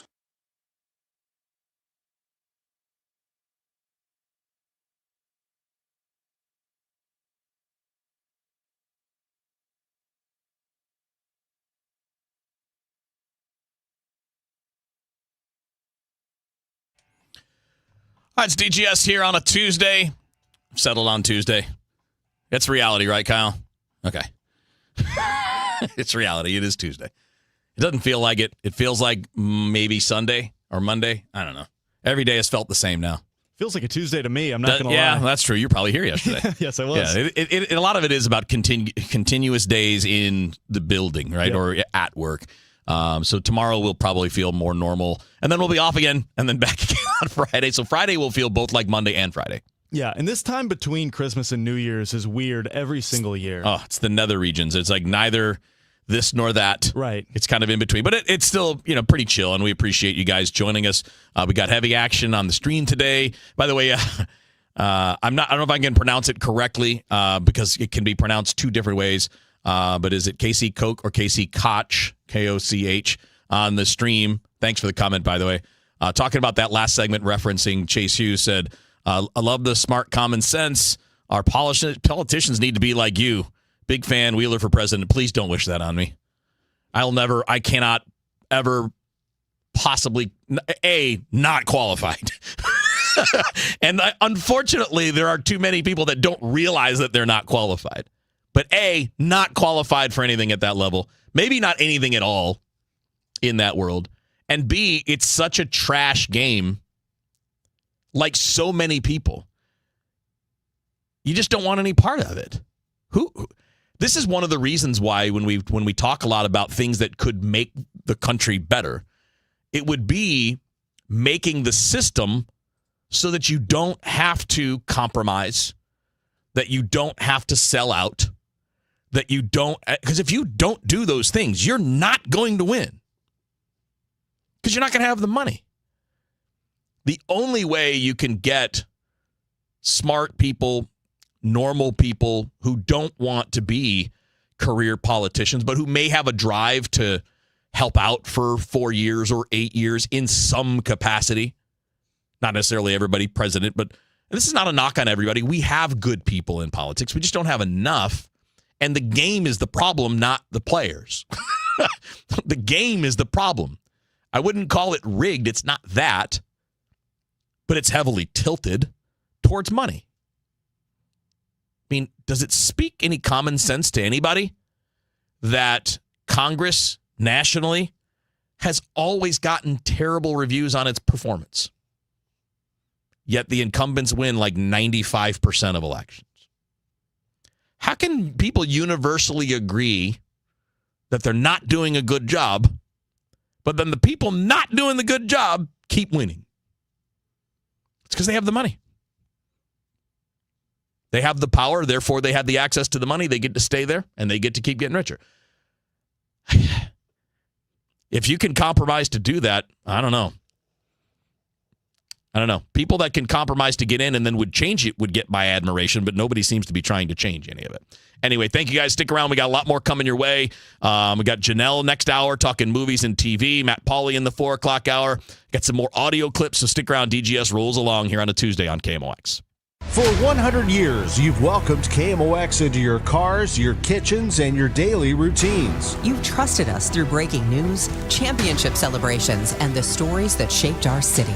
You've listened during moments of joy and leaned on us when times were uncertain. From overnight shifts to early mornings, from one generation to the next, you've made KMOX part of your life. From everyone at KMOX, thank you, St. Louis, for 100 unforgettable years. KMOX, the voice of St. Louis. 'Tis the season, and Quick Trip is turning your phone into the gift that keeps on giving, and giving, and giving.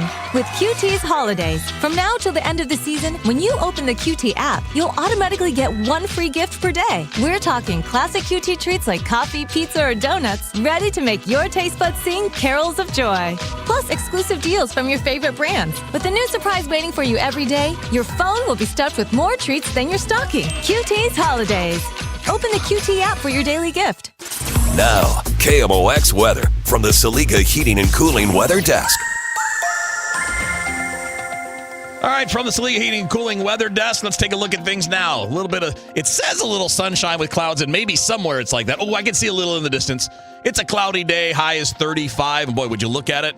Downtown St. Louis right now, it is exactly 35 degrees. Tonight coming up, it's going to be clear, partly cloudy and brisk, low of 27. Tomorrow going to be a little bit warmer with a high of 43. Looking ahead to New Year's Day, more clouds than sun. It'll be cold, but not too cold. High of 36, and then Friday we're looking at a high of 42. How many of you think taxes will go up in the future? And if they do, who will get hit the hardest? Maybe it's you, headed for retirement. You've been saving in that 401k or IRA for years, and that money has never been taxed. And Uncle Sam is looking at that account like it's a big, juicy steak. What can you do about it?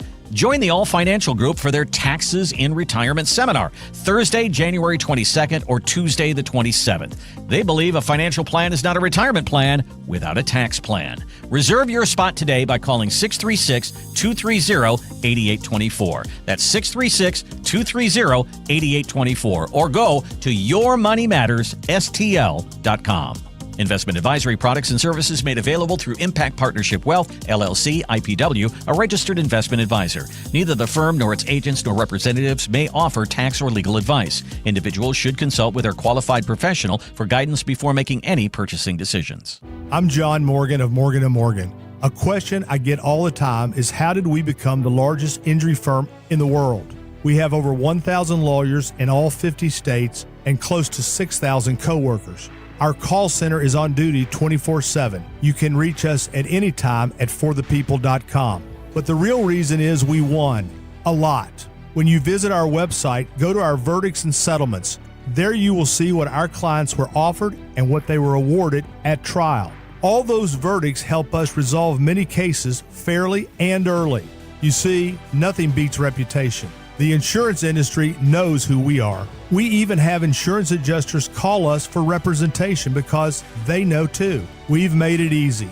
On your mobile device or computer, go to forthepeople.com and we will get busy. It's that easy. Call today. Morgan & Morgan, for the people.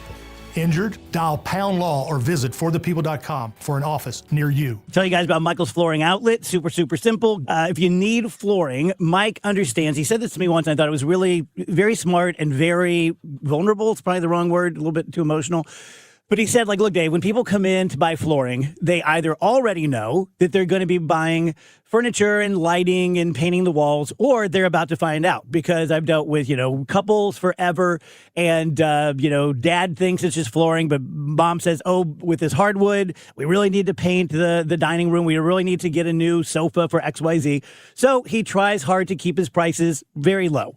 It's not giveaway. You're not going to save 50%, but you're going to get it less expensive than anywhere else from people who truly, truly don't try to fool you, because they want you to tell your friends and your family and make you all little, DGS live endorsement people so that they get more business. He's been doing it 30 years. He's been doing it for coming up on 24 years with me alone. Never had a complaint. Tons of people gush about him all the time. 3 locations, michaelsflooringoutlet.com. Wednesday afternoon, it's men's Billikens basketball as they face St. Joseph's. Pre-game 2:45, tip at 3 on your home for Billikens basketball. 104.1 FM KMOX.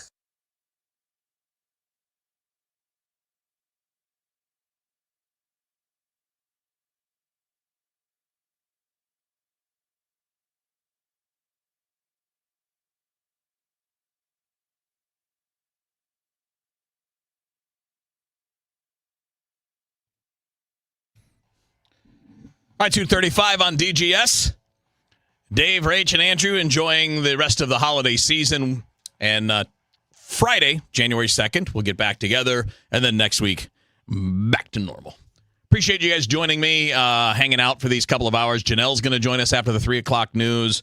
Just getting the latest on what's in the theaters, what's coming to the theaters, what has she seen, TV stuff. Where are we with Stranger Things, which has its final episode tomorrow night? Yeah, right? New Year's Eve, right? Won't be able to watch it tomorrow night, though. I'll have to watch some college football. I got to watch the Canes and the Ohio State Buckeyes. But we'll be watching it within the next few days. That's the way we did it. We binged those. My 12-year-old niece is really into it, so we watched a lot of that during the Christmas break. Watched all the latest episodes. So I'm up to date. So maybe we'll hit a little bit of that. We want to avoid spoilers, though, because we know people haven't really gotten a chance to do all of that, especially during the holidays. Anyway, TV, movies, you name it. Janelle after the top of the hour news. And then Matt Pauley at the 4 o'clock hour. We'll talk a bit about what's going on in sports. So we got Rush Hour Sports tonight. That's where when Matt and I nerd out. We'll get dorky. We'll get into all the nerdy stuff with the Cardinals and the latest there and college football playoffs and all that. But in the meantime, we'll have different various DGS style things. Just difference being it's only one voice instead of 4. Basically what it's going to be. So I was thinking, I got some more audio for later, too. I've got a bit of audio from John Calipari that relates to college basketball to a degree, but I think it's a bigger psychological issue than basketball. I'll explain what I mean. It's about control and who has it and how they keep it. And I'll explain that. We'll do that in about an hour. But I wanted to get into this story that I saw over the holidays because I thought it was interesting. Previously, I had seen a story about concert tickets being really expensive. Why that is, and Business Insider kind of broke it down. They went into why the costs are what they are compared to what they used to be. And of course, you think about all the reasons, right? You got inflation, which hits everything. And I mean over time, not just in the last year. I'm talking about in the last 10, 20, 30 years. Why are concerts so much more expensive to go to now? Well, one is certainly inflation. That's a part of it. But then you have just the radical change in how music generates revenue. And then you have the third parties, right? You've got Live Nation and Ticketmaster and the fees that go along with all that. You've got the secondary ticket market, which is much bigger and it's legal, right? When I was a kid, you had to get a scalper. You didn't have just like ticket brokers and online sources where you could just go do it all above board. So a lot of these things make the concert going experience more expensive. And then I saw over the weekend, this is not in any way fun, but Live Nation's CEO, who I think is worth almost $1 billion now, says that we're lucky that tickets aren't more expensive because he thinks they could be and should be. And I'm like, okay, that's a jerk stance. But does he have a point? Does he have a point? Because when I go back to, so I'm not going to go back super far, but I'm going to go back to before these changes, before tickets started getting ridiculously expensive, before you had a lot of, because keep in mind, to get concert tickets for something that was in demand in the olden times, you had to go stand in line. You had to take off work or pay someone else or ask a buddy to do a favor or whatever to go stand in line overnight outside the box office to go buy them. So you take that away and you're paying for the convenience of not having to do that. That's the argument for Ticketmasters and Live Nations and things like that. You don't have to do the ridiculous thing for the big concert. Okay. But there's also the change in how we get music, right? And I mean how we buy it. You used to, not that long ago, have to go buy records, cassettes, CDs at the store. And in the 90s, I think mid-90s is when I got out of college. I mean, if depending on where you were getting them, you were probably paying on average about $15 per CD. So based on what I know I pay now for music, it's a pretty significant discount when you think about it. Because I think we do one of the family plans, and it's probably about $20 a month for the family, not just me. So I'm basically a third of that. So let's say I'm $10 a month, even though that's, let's say I'm $10 a month. That's $120 a year. That's to listen to anything I want, anytime I want. I don't have to download it. I can, but I don't have to. I can literally listen to anything I want for $10 a month. Anytime, all day, no limitations. In the past, I'd have to go buy the CDs, or you'd have to, bootleg, which is against the law. We know people did it forever, though, right? Your buddy would burn a CD for you because you didn't want to go pay for it. But when you're thinking about it now, so one, this stuff that we're seeing now kind of takes away the need for bootlegging, which was a real problem for years in the industry. But if you're going to get, how was I going to get access to the entire music catalog in the world at any time I want it without spending thousands of dollars a year to buy everything? So if in the old system, if you bought 8 CDs a year, and again, I don't remember always getting that many. I remember I'd get 4 or 5 around the holidays, and I would probably buy a few. But like if you're getting 8 to 10 CDs a year, you're spending $150, and you're only getting those 10 CDs. You're not getting the rest of the music catalog to explore at your will. And I think that, when you look at how musicians make money, and I know a lot of this started changing because of the Napster case, because in Napster you could just share for free, which was clearly illegal. It's clearly bootlegging. But that started people's desires to have when you have MP3s instead of hard copies that you have to use, you could more easily move files. You can more easily. So this is why the music consumption started to change because of the technology. It became too easy to just bootleg everything. So why not just make it so people don't want to? For $10 a month, you got it all. For $20 a month, your whole family has it all. Well, for the artists, though, they're not selling that many records anymore. They're not selling. Like, people are not just going and buying CDs, cassettes. Now, maybe you buy some collector's stuff if you're a really big fan of an artist. But that way of generating revenue is basically, if not gone, dramatically eliminated because they don't get that much money per stream of a song. They don't make that much money. The artists don't. So if for me, as a person that goes to maybe a few concerts a year, if those concerts are more expensive, even if they're double what they used to be, and I know in some cases it's more than that, I'm kind of okay with it. Because the other changes have been to my benefit.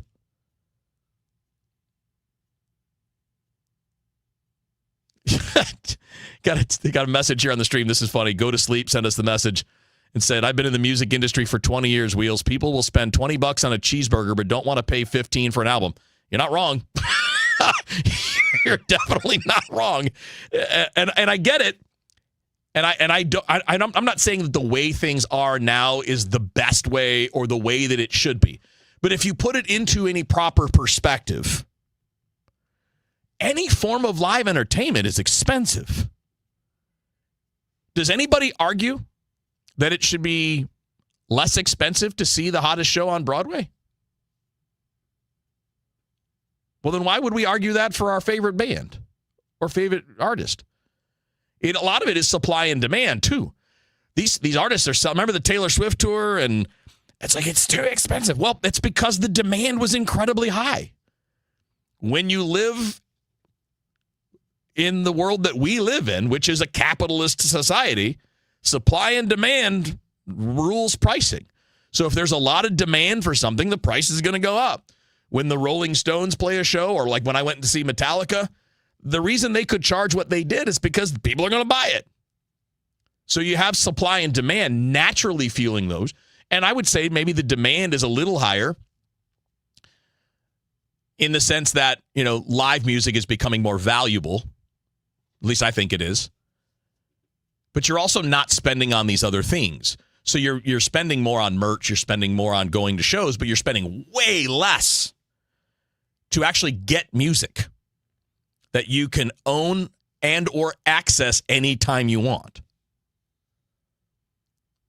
And I find I have a hard time getting mad, even though I don't love it. I don't love when I look down and I'm like, $300 for the show? What are you kidding me?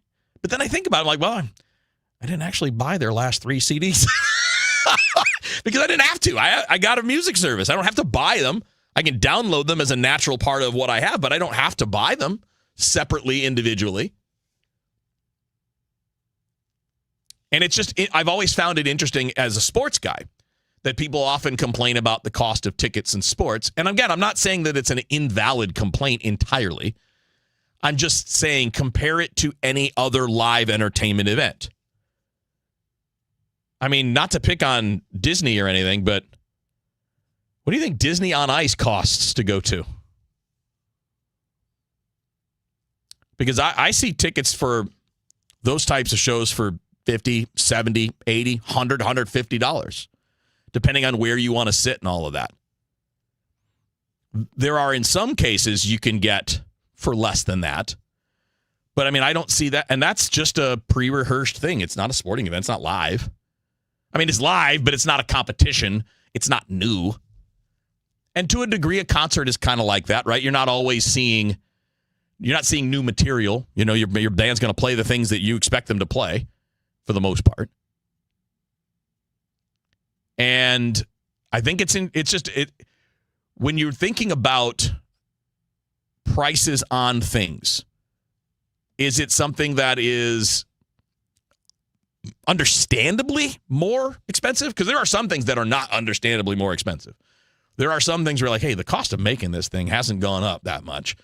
And we're getting, stuck with it on things that you need more than things like, that's why we all complain about grocery prices and things like, because we got to have food. You don't have to go to the concert, even though for me, it's a big deal when you get a chance to go see someone you care about. But yeah, I think that it's important to understand that this is how it's evolved because the bands still need to make money. Not just the bands, the artists need to make money because it's their job. And the old way of making big revenue was selling records, selling cassettes, selling CDs. That's basically gone. Not 100%, but mostly gone. So what do you do to make a living in the business? You perform live. Because it's still got that unique call. And that's why bands tour, artists tour more than they used to. Because it's the way you keep that thing going. And I feel like, so I don't love it. I don't want it. I wish it was better. I wish it was less. But I get it. And I'm actually getting a break on the other end by quite a bit. Anyone want to go to a show? I gotta find the next one. I haven't been to one. 2025 was a bad year for me for shows.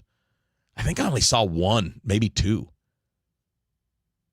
Yeah, because I went to. I might have only seen one, which was not by choice, it's just by scheduling and things not falling in line the way I wanted them to. Not because of the money, although there are times I've passed because of the money, and that's okay. We all have to sacrifice on things that we want to go, but can't pull it off. We just don't need. I don't feel the need to blame the bands or blame anybody else because it's too much for me. Because it's just too much for me. Others clearly went and bought it because the thing sold out. And while I don't want it to be that way, I do get it. And I just keep getting my cheap music every day. Because I think I downloaded this is not just what I listened to. I downloaded 20 albums in the last year. If I were paying for those individually, it's a lot of money. I mean, I'm spending $300 just on those, and that doesn't count anything else I would have wanted to listen to or anything. All right, stick around. TGS continues. Janelle's going to join us after the 3 o'clock news. Matt Pauley after the 4 o'clock news. Trying to keep on keeping on here on KMOX.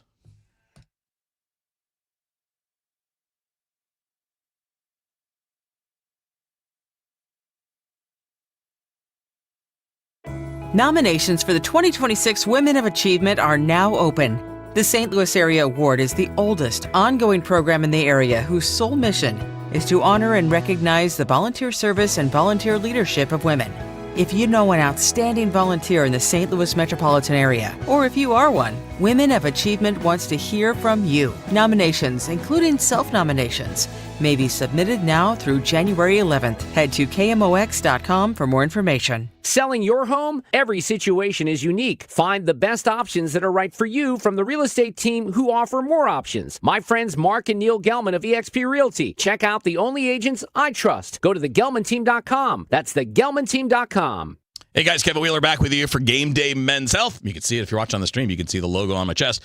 I have had nothing but an amazing positive experience with Game Day Men's Health over the last 8 months. You can find them, by the way, at GameDayMen'sHealth.com. And I know it's cliche, right? It's cliche because it's the time of year. We're getting into the new year. People are going to make resolutions. Look, if you're in that mindset, take advantage. If you're looking to feel better, if you're looking to lose weight, if you're looking to perform better in the bedroom, whatever. Game Day Men's Health has solutions for all of those things. They respect your time. Your initial consultation that includes all the tests you're going to need is about an hour. And then after that, when you do follow-up visits, it's in, out, boom, gone. You're not going to have to take time off work to go in to visit and do all that. They do things great, but they don't cut corners. They don't have to. They've got everything in-house. State-of-the-art lab in-house. Their own pharmacy in-house. They've got everything locked down, and they're going to do it right. Everything is supervised by board-certified medical professionals, and everything is safe and effective, and they can get you low cost because they have their own pharmacy now. So, example, if you're thinking about trying to lose some weight, medical weight loss is a big deal right now. They can service both men and women for medical weight loss programs, and they can do that at that very low price. So just check it out. They do discounts for first responders, active duty military, veterans, and all of that, and a lot of great ways to make you feel better. For me, it was TRT. For you, it might be something else. Check it out at GameDayMen'sHealth.com to get back to the top of your game with Game Day Men's Health. Let's take a moment to breathe. Deep inhale. Extend your spine. Remain focused on what you're doing. If safe to do so, exhale slowly, leaning to one side. Inhale back to center. If safe to do so, exhale slowly to the opposite side. Find mental health resources at loveyourmindtoday.org. This message is brought to you by the Huntsman Mental Health Institute and the Ad Council. Honey, that flu keeping you up? Did you take NyQuil Intense Flu? Nah, I got this. Okay, I don't got this. Yeah, you need NyQuil Intense Flu. Undo your flu with NyQuil Intense Flu. NyQuil Intense Flu provides powerful relief of your flu symptoms so you can sleep. You do got this.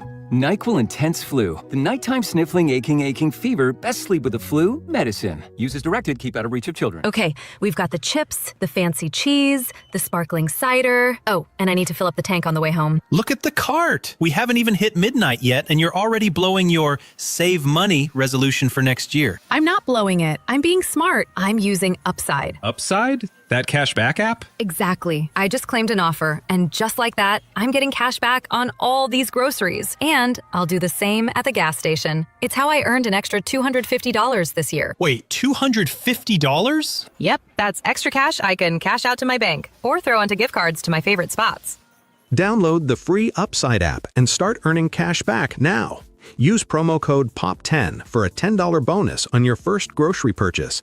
That's promo code POP10.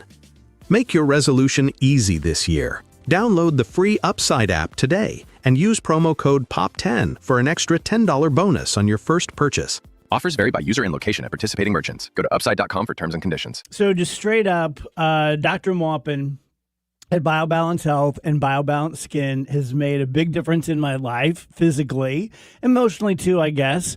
The testosterone pellets that I have been getting now for, I think I'm into my 6th year. They don't just help out in the bedroom and in the gym and in the boardroom. They help out when you're sleeping. They help out just in general with your mood. There's one reason you sort of suffer in your middle age because your hormones are different. Your testosterone is falling and starts to fall sometimes in your late 30s. When you regulate that, you feel much better. Now, I'm 60. I don't feel like I'm 22, but I feel every bit like I'm 40, 45, something like that. Next door at BioBalance Skin, whether it's Botox or fillers or chemical peels or microneedling, you want to look your very best for the holidays. Here's the way to do it. Go to biobalancehealth.com.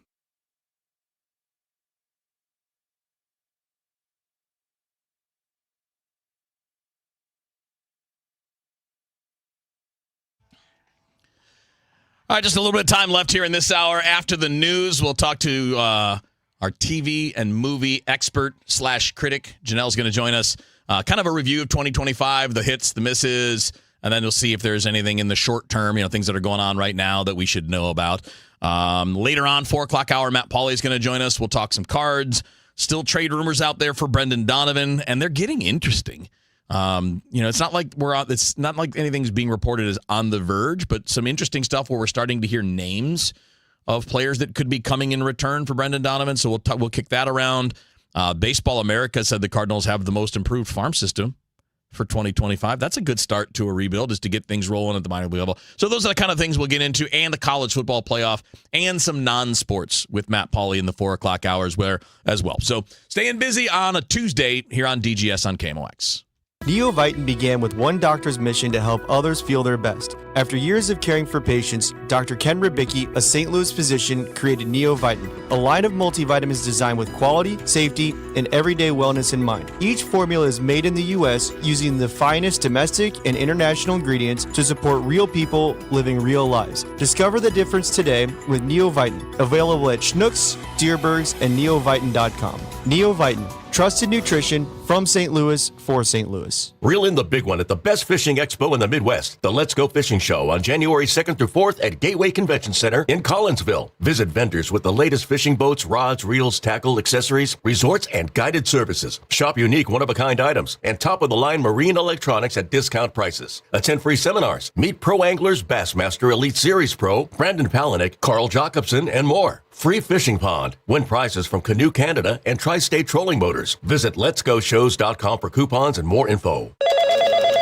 Spreadsheets, clunky software, 100 different logins just to run your business? There's a better way. Odoo. One simple, connected platform that handles sales, inventory, accounting, and more, so you can focus on growing, not juggling. Make the switch today at odoo.com. That's ODOO.com. Welcome back to Winter Hack Radio, the place for clever hacks to survive the season. Icy driveway? Well, try spreading sand or birdseed to help with traction. Snowy puppy paws? Well, grab a whisk, brush it off, done. Catch COVID-19? Well, just get... Actually, there's no hack for COVID-19. But if you test positive, prescription medications for COVID exist. Ask your doctor if they're right for you. Visit PfizerForAll.com to learn more. Sponsored by Pfizer.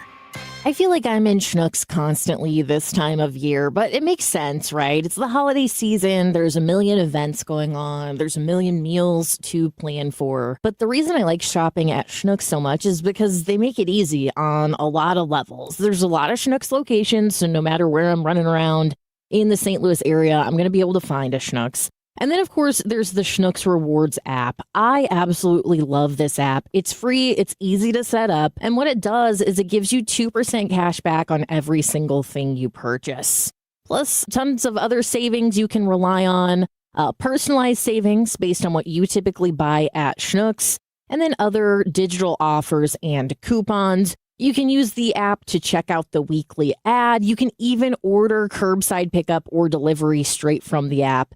Keep your grocery list on there. Whatever you need to do, the Schnucks Rewards app has you covered.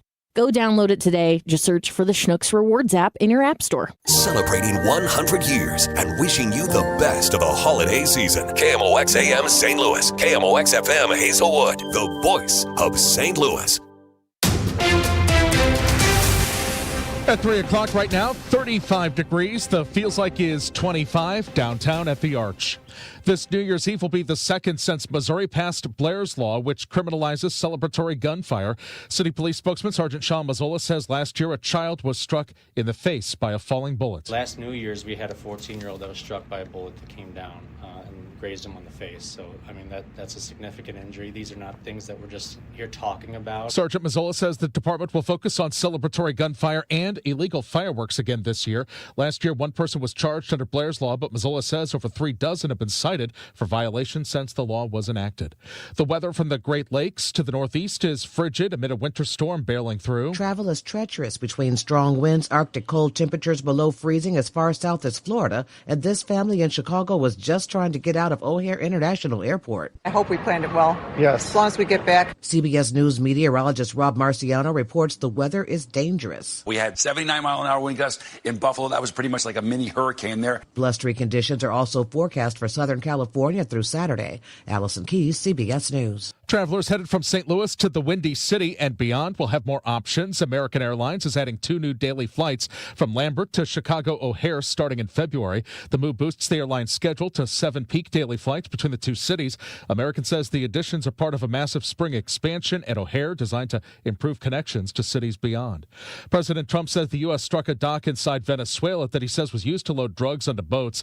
The intensification includes another strike on a vessel in the Pacific. Aaron Navarro has more from the White House. The U.S. is beefing up its military presence in the Caribbean as it ratchets up pressure on Venezuela. They've sent billions of dollars of drugs in, but maybe just as bad, they've sent hundreds of thousands of people in from jails, from prisons, from mental institutions and insane asylums. The U.S. military also announced a separate strike on a boat allegedly transporting drugs in the Eastern Pacific Monday, killing 2 people. He was a third-round draft pick by the Cardinals, who pitched at Busch Stadium from 2012 to 14, but Joe Kelly refuses to say he is retiring.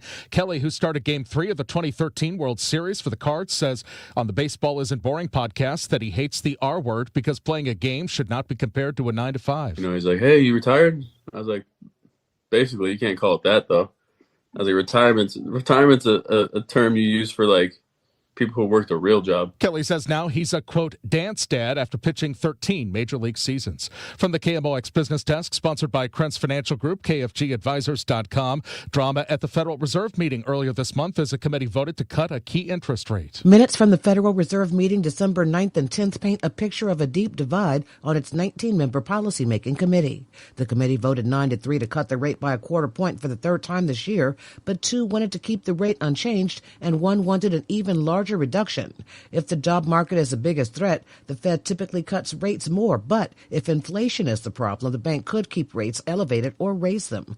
Allison Keyes, CBS News, Washington. Key economic data on jobs, inflation, and growth was delayed by the 6-week government shutdown, leaving Fed officials with outdated information at that meeting. Let's get an update of the St. Louis Business Index right now. To Stifel we go. Scott Link. Scott? Good afternoon, Michael. As just mentioned, a delayed release of economic data due to the government shutdown and the release of the Fed minutes today suggesting a possible pause in further interest rate cuts next year led markets into red territory, with the Dow Jones falling 94 points to 48,367. The S&P 500 was off 9 points to 6,896. The NASDAQ dropped 55 to 23,419. And the Bloomberg St. Louis Index was up 2 to 1,606. For stocks of local interest, the biggest gainers today were Build-A-Bear Workshop, up 78 cents to $60.08, and Bear was up 11 cents to $10.81. And the leading decliners were Edgewell Personal Care, off 24 cents to $17.14. Esco Technologies fell $2.84 to $196.92. Finally, Stifel Financial was down 71 cents to $126.94. This has been Scott Link, Senior Vice President of Investment at Stifel, member SIPC, and the New York Stock Exchange. For more information on Stifel, please visit our website at stifel.com. We've got emergency vehicles right now, 6440 going east at Winghaven. They're on the right shoulder. Also a crash on 370 west at 141 just past the bridge. That's got the right lane and the right shoulder closed. Also a crash on 70 west at Illinois Route 4 at the moment. A mix of clouds and sunshine going through our Tuesday afternoon. It's cold out there, 35, but at least the winds are not strong and gusty like yesterday. Tonight, a dry cold front coming by, partly to mostly cloudy, a little breezy with that front, 21. Wednesday, partly sunny, 45. Wednesday night, New Year's Eve, partly cloudy, 27. Thursday, partly sunny and 39. No big storms in sight. From the Saliga Heating and Cooling Weather Center, I'm meteorologist Dave Murray on 104.1 FM. KMOX. It is a gray sky. Right now, 35. That feels like 26 downtown at the Arch. I'm Michael Calhoun, KMOX News.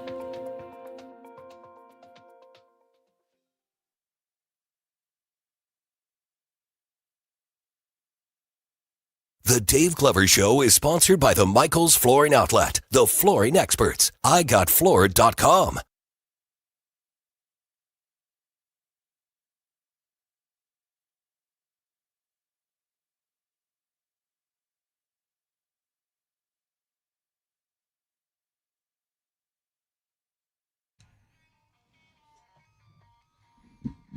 Oh, I'm going to hit the post just like Dave does. You got to let it go, man. You got to let it eat for just a couple seconds to get to the right post, and then you go. DGS here on a Tuesday. Dave is out, Rach is out, Andrew's out, just little old me hanging out. Although we do have the pleasure of having one of our regulars. Janelle is kind enough to join us on the phone this time, normally in person, but it's the holiday break. I didn't want to make her come on downtown and do all that, but she was kind enough to say, I'll join you on the phone and talk movies and TV with you. Hi, Janelle. Hi, how are you doing? Happy holidays. Yeah, did you guys have a good time? Yeah, it was. Well, I think everybody was sick, but hey. That's not a good time. No. It's what you come to expect during the holidays. Well, everybody's together and everybody's in close proximity, so right. It does increase the odds. Well, hopefully it just means it's going to be a better start to the new year because you can get healthy, hang out, and just be back to normal when things get started again. That's right. Like I said, it's the official. You got to watch Lord of the Rings. All the way. I saw that online that somebody said, like this time between the holidays is you should binge Lord of the Rings, and I thought, I think a lot of people turned on HBO Max, and sure enough, those are the top movies that are trending right now. So I was like, it's got to be something to it. Yeah, I'm. I don't have it on a schedule, but I'm a kind of once a year guy for those three movies. Although I don't like to break them up though. I don't like to break I don't mean watch all three in a row. That's insane. But I have to watch the whole movie. Well, it's not insane, but it's a lot. But I have to watch the whole thing through if I start a movie. One of those movies. There are others I can easily stop, come back, whatever, but those I have to go through. Right. No, yeah, I think that's the reason I think it's a good if you're privileged enough or blessed enough to have this time off. It's just the weather isn't good, just sitting at home. It's a good time to watch the extended cuts of those and just 12 hours of movies. Yeah. Just why not, you know? Absolutely. All right, Janelle, so we're kind of doing not an official ranking or anything, but just kind of looking back on 2025, things that hit, things that missed, and maybe then we can go in a little more current events in the second. But what stood out to you as the biggest things that you saw in 2025 that did it right, that hit? They don't have to be ranked 1, 2, or 3, but just a couple, 2, 3 that you really thought, man, these were 2 of the best of the year, 3 of the best of the year. Well, like my personal top 5 are Marty Supreme, Frankenstein, Sinners, One Battle After Another, and 28 Years Later. But what I kind of noticed overall for the year is horror really had a good year. Yeah. And normally people kind of dismiss horror as, you know, just your popcorn entertainment. But this year really put out some of the best horror movies as far as like visually, acting wise. I mean, it was a pretty good year in horror. We had Frankenstein, we had Sinners, we had 28 Years Later, we had Weapons, Bring Her Back, Final Destination, Terrifier, The Monkey. It was a good year for horror, despite I know the box office wasn't great this year. It hasn't really ever recovered after COVID. Right. But I think if people were to just give it a chance and everybody is clamoring for like original ideas, some really good stuff was put out there this year that had some really decent storylines, some decent visuals. I thought it was just pretty good year as far as movies overall. Well, the ones you just listed, Janelle, are movies I've either seen or I'm going to see, which is interesting because I haven't seen Frankenstein yet, as an example. Sure. I haven't seen what was the second one on that list? It was Frankenstein, Sinners, 28 Years Later, Weapons, Bring Her Back. You had another one in there, like I'm spacing on the name of it. Terrifier, The Monkey. No, sorry, not the horror movies. The other one in the top 5. It was the Marty Supreme, One Battle After Another. I know One Battle After Another. Have not seen that yet. I'm going to. I'm undecided on Marty Supreme. It's a hectic. I think you would like it because it's a pretty high intense movie. It is. I mean, maybe for the average person it might be stressful. For you, it might be like hell yeah. We're going like full adrenaline from 1 minute to the. It's just constant. If a person really liked Uncut Gems, I think they'll really like Marty Supreme. Yeah, because I liked that. Marty Supreme. Yeah, Marty Supreme. I think in my estimation, is better than Uncut Gems because it took a little bit of it's still a dark movie, but took a lot of the really kind of just dark side of that movie, and it's just intense. It's funny. Timothy Chalamet, he just does such a good job at everything he is. It's got a huge cast. Gwyneth Paltrow is the Odessa. I can't think of her last name, but Kevin O'Leary. It's just packed, and I think it's a really fun movie to watch. Any truth to the rumor that Gwyneth Paltrow didn't know who Timothy Chalamet was? I'm just teasing. It wouldn't surprise me. You know the stories, right? About all the Avengers movies, right? Yeah, she seems pretty clueless on really kind of anything outside of her bubble. So yeah, I mean, she didn't know who Tom Holland was, even though they had been in movies together for years. Right. Yeah, that's it. Then that doesn't surprise me at all. No, okay. that seems pretty on target. But yeah, I mean, overall, I think it was a really good, fun time at the movies. I think if people are willing to give it a chance and get back into the movies, we don't want this type of art medium to go away. People just need to get back out there and just put their phones down and just enjoy a movie for a couple hours, turn your brain off, and then get back to your phone immediately if that's what you need. So before we get to any of the flops or anything like that, sure. What's your take on how you get people to start going back to the theater more? Like, we've seen some ideas that I thought were kind of weird. I love the trend. I love that, you assign seating now rather than just show up and sit down. Are there I don't want to say tricks, but strategies you think would work? Or does it just mean we just have to have more movies that drive people to come? I think that, and I think they were really smart, like early on with the release of like Avatar. I know that Christopher Nolan attached his prologue in the IMAX theaters, that unless you go see the movie, the Avatar IMAX release, he's not going to release the prologue. He did release the trailer online, but he did not release the prologue online. And I think stuff like that where we used to have to, the only way we knew movies were coming out was we saw the trailers on TV or we saw them at the movie theater before another movie played. And I think driving that back and kind of building the hype, and that works. And I think also a lot of these movie theaters offer, like I know Alamo Drafthouse here in St. Louis has a $20 a month where you can see a movie every day of the week, every day of the month for $20 for a month. I think it pays for itself in a movie ticket or two.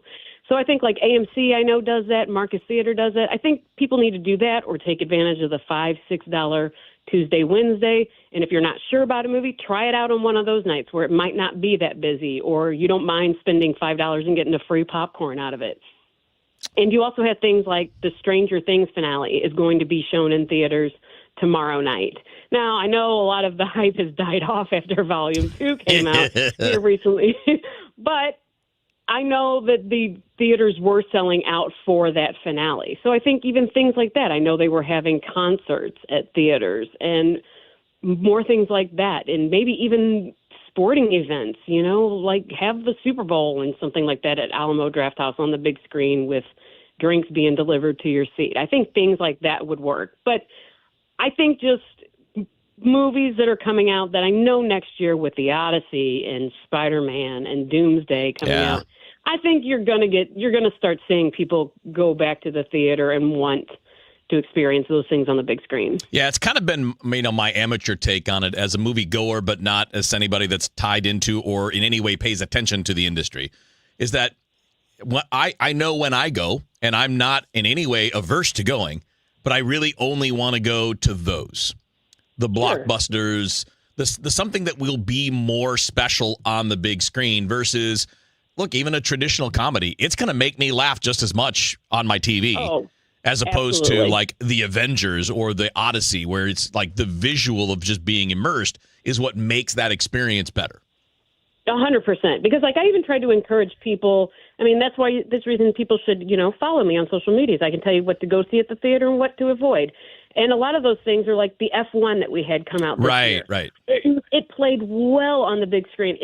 And then people were like, well, I could just wait for it to see at home. But racing movies don't translate that well at home because you want that surround sound and that vibration. The feel, in your chest. You're right. So it's like not only are, like some of those movies you wouldn't think to go see on the big screen and it doesn't look that too appealing, but some of those things look better on a bigger screen than what you can possibly get at home. I know like 28 years later had great visuals that like kind of brought forth the horror that you were supposed to feel for that. So I think people should see those, obviously the big blockbuster ones, but every once in a while, just something you might not think to watch on a big screen might look better on a big screen.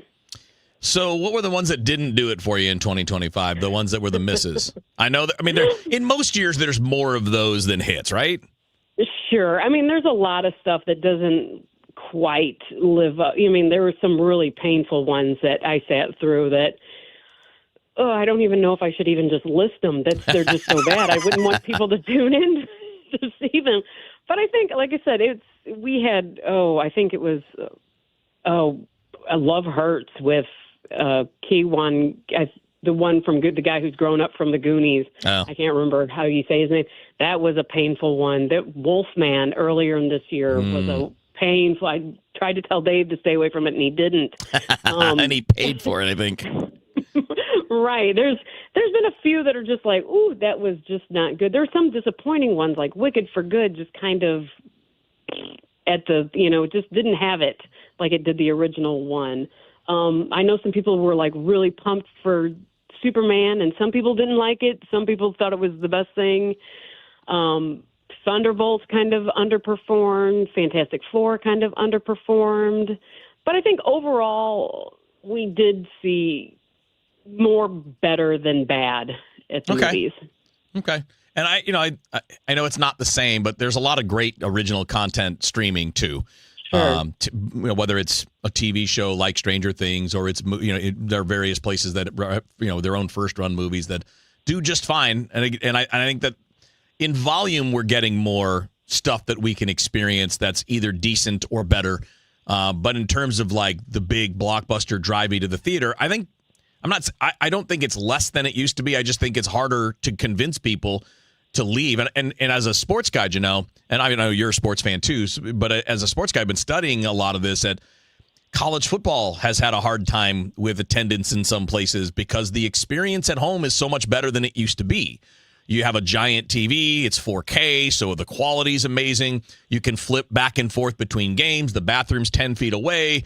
The food is already paid for. It's not $20 for a burger and $15 for a beer. And I think that's maybe a similar challenge that movie theaters have to what some sporting events have, is that the experience at home, while it's not the same, is better than it ever was before. Sure. Everybody can make a case for like sitting on your couch is better than putting on pants and going out into public. But there's something to be said for, and I always preach this, when you're watching a movie at home, unless you're willing to put down your phone and not pause it every few minutes or have to take the dogs out, that you kind of really are losing something in that movie experience. Because again, movies are shot and directors they have a formula and they have a rhythm to a movie. And if you're breaking that up, you might see what might have been the world's best movie at the theaters. You might get it at home and be like, I don't understand the hype on this. Well, it's because you completely changed the movie experience for yourself. You're not darkening your house. Again, you're taking the dogs out, or you're having to deal with your kids, or you've paused it because you got up to go to the bathroom. There are still ways to enjoy something and just get out there with the public.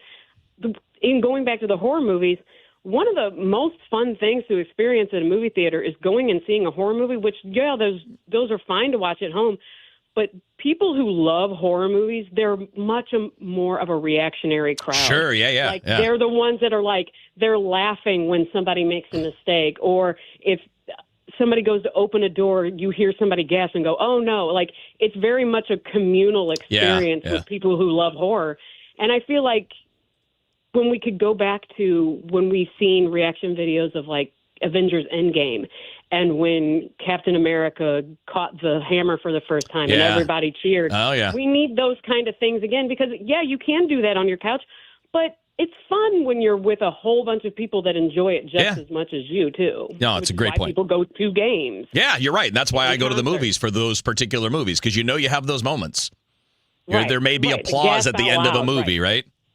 Right, exactly. Or when you have, when you know that you're the only one not shedding man tears when Iron Man dies, spoiler, like you can look around and know that the sniffling, is pretty well, dispersed among the crowd. It's just dusty in there. That's right. But I mean, I hope everybody goes back. I know they're re-releasing it in game here in September this next year before Doomsday comes out. And I hope people go back to the theater and just enjoy it again. All right, Jill, anything we should update on before we say goodbye? Anything you've seen lately or something that's coming up in January that maybe we'll talk about in the coming weeks?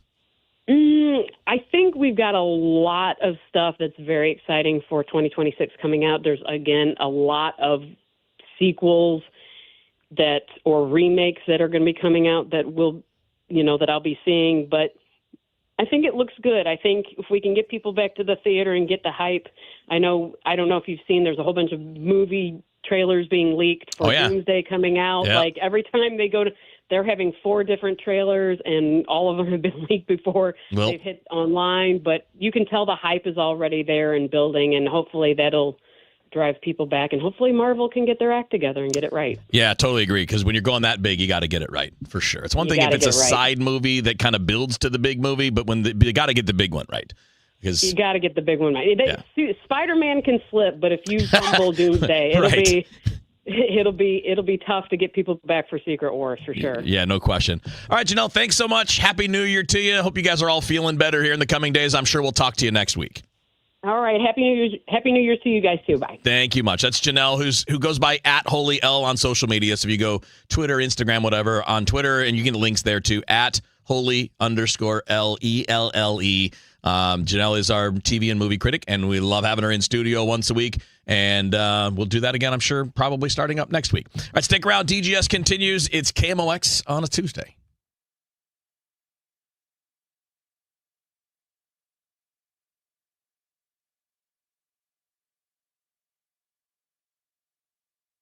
KMOX, celebrating 100 years. Presented by Purina, your pet, our passion. Now, a KMOX pioneer. Long before modern broadcasting took shape, Franz Laux became the very first full-time play-by-play announcer at KMOX and one of the most influential voices in early American radio. Beginning in the 1920s, Laux brought Cardinals baseball to life with his detailed storytelling that connected fans across the Midwest. His national broadcasts for CBS, including multiple World Series, helped cement KMOX as the home of big league baseball on the radio. There goes a drive. Looks like it might be pretty close to the wall. It's taken out there in right field for the third out. A true pioneer, Franz Laux laid the foundation for every great sports broadcaster who followed and helped build KMOX into the sports voice of St. Louis. Franz Laux, a KMOX pioneer. Hey, St. Louis City SC fans, mark your calendars now. The Boys in Red return to Energizer Park to kick off Season 4 Saturday, February 21st. And you could be there for the dawn of a new golden era of St. Louis soccer. Go to stlcitysc.com/tickets and reserve your seat now for the MLS home opener versus Charlotte FC. Limited quantities remain.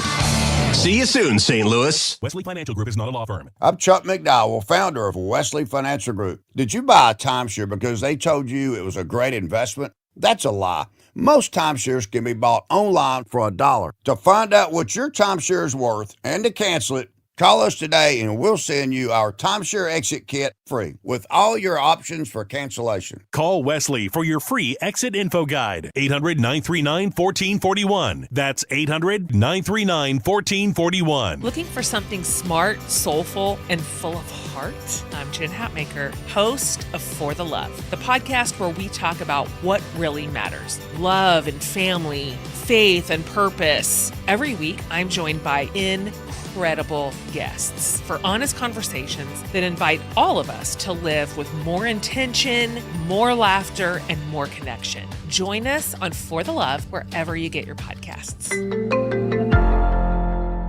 I'm Bob Burke, founder and chairman of Burke America Parts Group, a family of brands that includes RepairClinic.com, an appliance and HVAC parts solution company that's grown into an international brand. Before AmericanEagle.com, we partially launched a new technology platform developed by another firm. American Eagle helped take our technology to a whole new level with digital marketing, software development, and business insights into our key markets, appliances, HVAC, and outdoor power equipment, and did so both on time and on budget. AmericanEagle.com has the resources, experience, and talent needed to produce solutions. Our new technology platform, developed by AmericanEagle.com, has produced tremendous results with higher traffic, conversion, engagement, and online revenue. If you have any home repairs you need to take care of, check us out at RepairClinic.com. If you need a world-class website or technology project, then I would highly recommend AmericanEagle.com. Call AmericanEagle.com at 773-NETWORK. That's AmericanEagle.com, 773-NETWORK. I'm John Morgan of Morgan & Morgan. Last year, more clients hired Morgan & Morgan than ever before. We now have more offices, more staff, and more lawyers than any other injury firm in the world. Protecting America. Fighting for you. Visit forthepeople.com for an office near you. Bernie Miklas here for Saliga Heating and Cooling. Our family's called the Saliga family for 18 years, and we are grateful for Saliga's honesty, knowledge, and professionalism. They're the best. For more info, visit SaligaHeatingandCooling.com. This is John Sheehan, KMOX General Manager from 2007 to 2018. Congratulations to all my friends at KMOX on your 100-year birthday.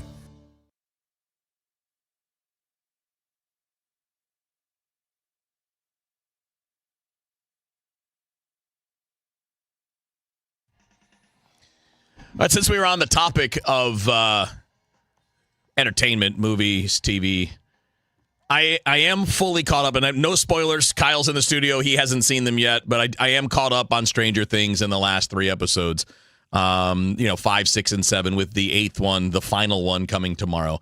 I can guarantee you that the final episode is going to be hated. It's going to be criticized. It's going to be torn apart, because there are almost no shows of any significance that end in a way that satisfies everybody. It's hard to do. Remember the last season of Game of Thrones got shredded, especially the very end. Sopranos never had a complaint until you got to the very end. And I think they're running into some of that with Stranger Things, but I would say two things. No spoilers. Some of the negativity of the most recent 3, and it's mostly on number 7, episode 7, where people who are critical are voicing their opinions more. It's not as bad as they say. It's also not as great as it should or could be. So I think there are two things that are true there. I didn't experience anything in it where I was like, well, that ruined it for me. There's nothing like that. But there were some things that are like, why didn't we handle this better? Why didn't we make the timing of this better? Things like that. We'll see. I don't know. I mean, I might watch tomorrow night and hate it, because they're going to have to find a way to wrap it all up to end the series. And I know that that's a challenging thing to do. And in modern times, when you have all of the internet communities, and this is not even a criticism, it's just the fact that we all interact and exchange ideas about these things more than we ever did before. Because while you would have done that with your buddies, what's going to happen in Return of the Jedi when it comes? You would have done that, but it wasn't the same as having communities of people breaking down scene by scene of previous episodes and what does this mean and what does that mean? And I think this is so because we all get invested that way. By definition, we're often disappointed that it doesn't go the way we thought. And I do think that gets in the way of the enjoyment of some of those things. If you've liked Stranger Things all the way through, you're fine with these other episodes, even if you'll have complaints, because I have some that I'm not going to air because I don't want to get into it and spoil anything for anybody that hasn't seen them. But you'll know what I mean when you see it. All right, we're gonna keep on rolling. Like I said, Matt Pauly's going to join us after 4 o'clock. I've got a clip of audio that I want to get into next. It starts in sports, but I think it's bigger than that. I'll explain when we come back here on DGS.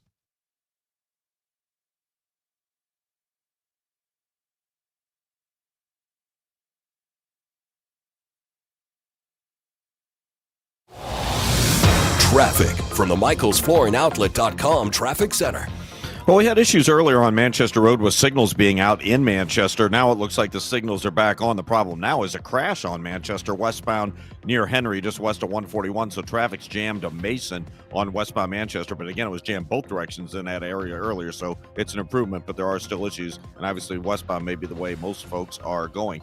If you're on 64 eastbound, we have delays. We have slow traffic from Mason to 270, and it's slow from Hanley to Big Bend because of a crash they cleared to the shoulder. Westbound 64, Spady out to 270, slow, and then just approaching Prospect, so not much going on there. Westbound 70 is a good run from downtown all the way out to Wentzville. South 270 is fine. It's just that ramp westbound 64 to South 270 is backed up. Westbound 44, the ramp lanes are at Geyer. Southbound 55 looks great. Downtown all the way to Festus and Illinois interstates are on the run.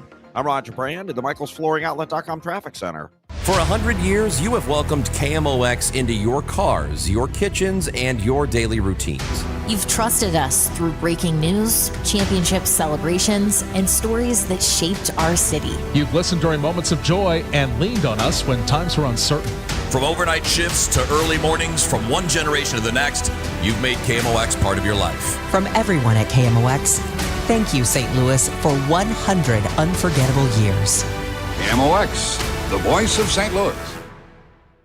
Do you owe $10,000 or more to the IRS like Mark? I've been doing home remodeling for 30 plus years, but the economy crashed. I wound up losing my home, losing my job, and on top of that, owing the IRS a ton of money. I owed the IRS $114,000. It really, truly was the worst part of my life. Then Mark found tax relief advocates. On news radio, I heard about TRA, and I thought, what's the worst that could happen? So I picked up the phone and I called them. When it was all said and done, TRA settled my $114,000 debt for $100, and I'm telling you, I was ecstatic. Could not believe it. Would recommend TRA to anyone. If you owe 10 or even hundreds of thousands of dollars to the IRS, don't lose hope. Do what Mark did and call TRA for a consultation. But TRA did. They gave me a second chance, and I'm forever grateful. Visit TRA.com or call 800-554-4706. 800-554-4706. That's 800-554-4706. Now, KMOX weather from the Saliga Heating and Cooling Weather Desk. I remember earlier when I was joking that there were lots of clouds and no sunshine. Well, now that forecast is pretty much on the money. It says sunshine mixing with clouds, remaining cold. The high today, 35 right now in downtown St. Louis. It appears to be 35. So, what do you know? It's stayed at that number for the last couple of hours. The low tonight, by the way, is going to be 27. No rain or anything in the forecast for the evening. Tomorrow, partial sunshine, not so cold, high 43. New Year's Day, more clouds than sun, and a little bit cooler, a high of 36. I'm Kevin Wheeler from the Saliga Heating and Cooling Weather Desk. If you or anyone you care about is facing a family legal matter, call Cordell & Cordell today at 1-855-GET-LEGAL. There's a lot on the line in divorce. This is Joe Cordell of Cordell & Cordell, the largest family law firm in the country, with over 35 years of helping clients navigate divorce. But being big doesn't mean less personal or less local. Our attorneys live and work in your community, and as neighbors, they understand the challenges your families face. Divorce touches all areas of your life: your home, savings, retirement, and of course, kids. So when you find yourself facing divorce, you need a partner you can count on. If you or anyone you care about is facing divorce, contact Cordell & Cordell today. With over 100,000 clients served, we understand the challenges you're facing on a personal level. Call Cordell & Cordell today at 1-855-GET-LEGAL. That's 1-855-GET-LEGAL. The choice of a lawyer is an important decision and should not be based solely upon advertisements. 600 Kelwood, St. Louis. Experience a celebration of movement and music as the St. Louis Symphony Orchestra and St. Louis Dance Theater join together for Stravinsky and Debussy Music and Motion. This adventurous collaboration reimagines Stravinsky's Pulcinella Suite in an entirely new way that celebrates powerful partnerships between dance and music. January 10th and 11th at Powell Hall at the Jack C. Taylor Music Center. Tickets at slso.org. Listen up, Missouri. If you haven't heard by now, FanDuel Sportsbook is rolling in the Show Me State, and they are kicking things off with an offer that is really tough to beat. Right now, new customers can bet $5 and get $300 in bonus bets, win or lose. So whether you're betting football or basketball or hockey or whatever it is, you can do it all on an app that is safe, secure, and super easy to use. Download the FanDuel app today or head to FanDuel.com/Missouri and join the excitement because it has been a lot of fun since it's been live and rolling in the state of Missouri. It is time to play your game with FanDuel. 21 and over and present in Missouri. Gambling problem? Call 1-800-GAMBLER. First online real money wager only. $5 first deposit required. Bonus issued as non-withdrawable bonus bets that expire 7 days after receipt. Restrictions apply. See terms at sportsbook.fanduel.com. Wednesday afternoon, it's men's Billikens basketball as they face St. Joseph's. Pre-game 2:45, tip at 3 on your home for Billikens basketball. 104.1 FM KMOX.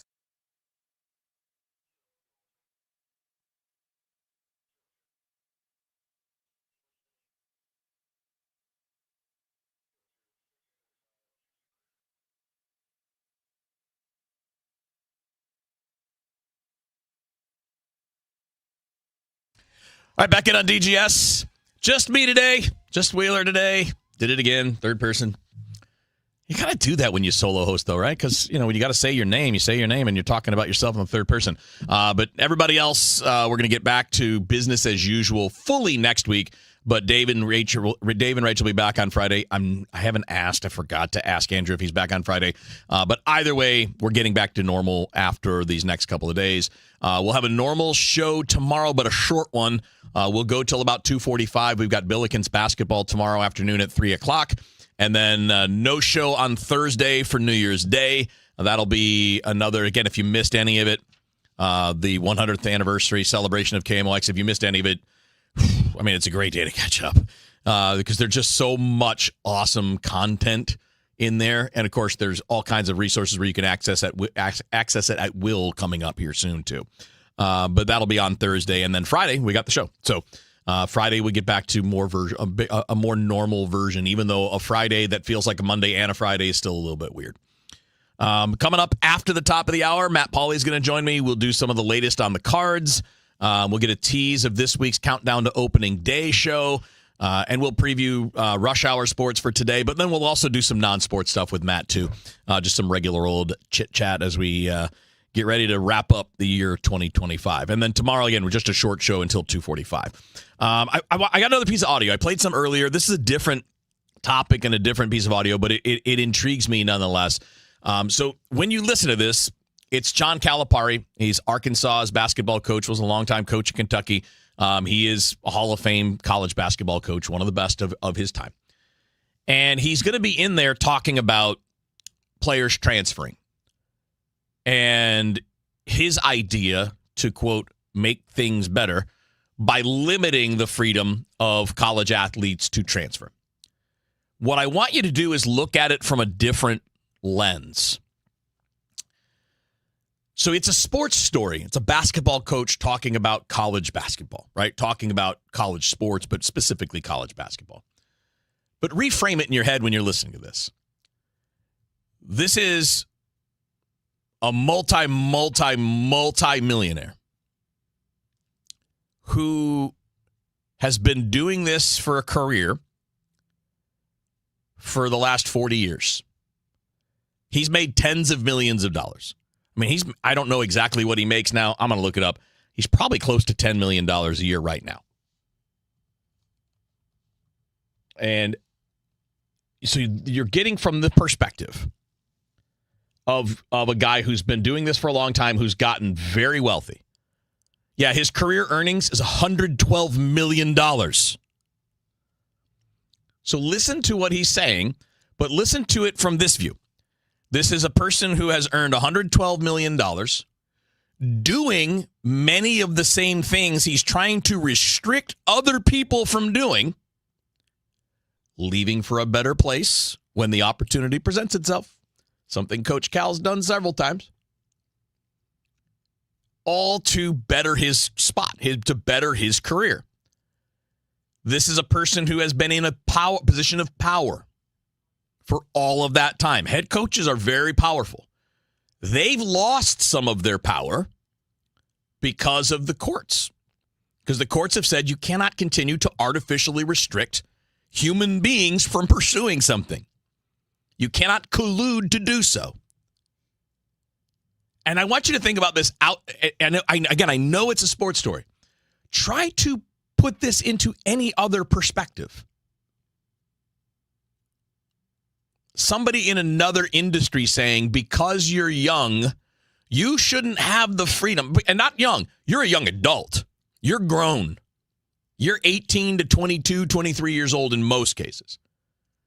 This is somebody older saying, you shouldn't have the freedom to pursue the best situation for yourself, even though I do, because it's better for people like me and better for people who are not involved directly in any of it. Speaking about fans, because fans like it when players stay.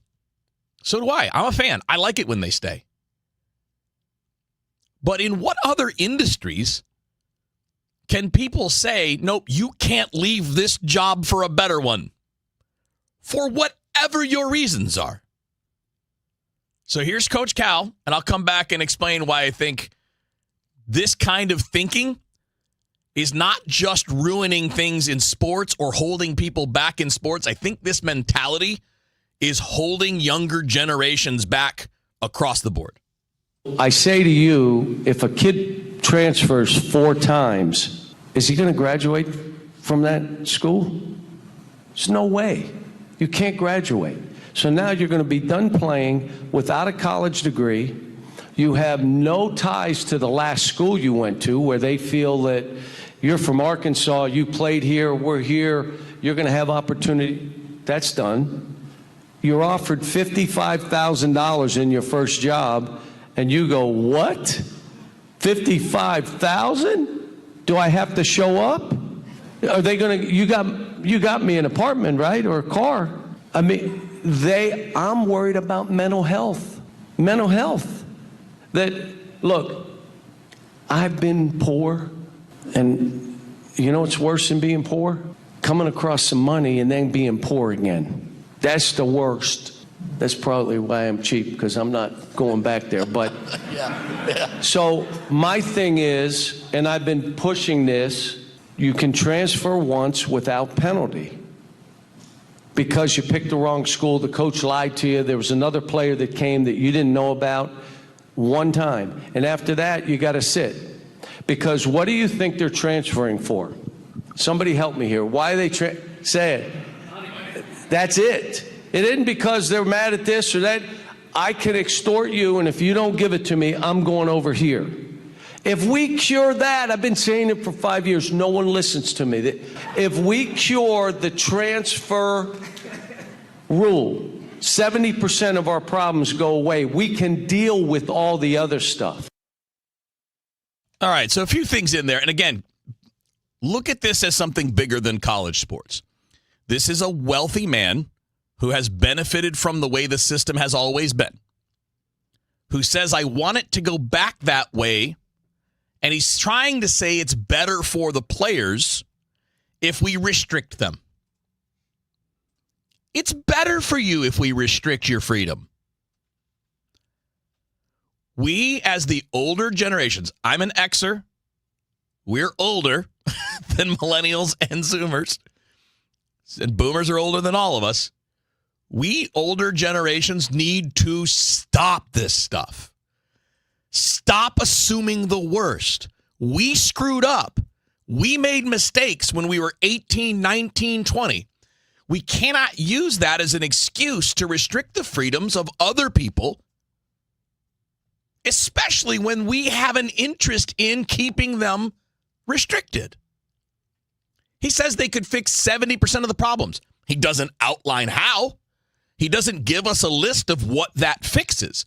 But what it does, if you go that way, and again, zoom out to another industry. In what other industry can you be a free adult to work in society and be told you have to work here, not there? Where else is that happening? You graduate from high school. You want to pursue any career.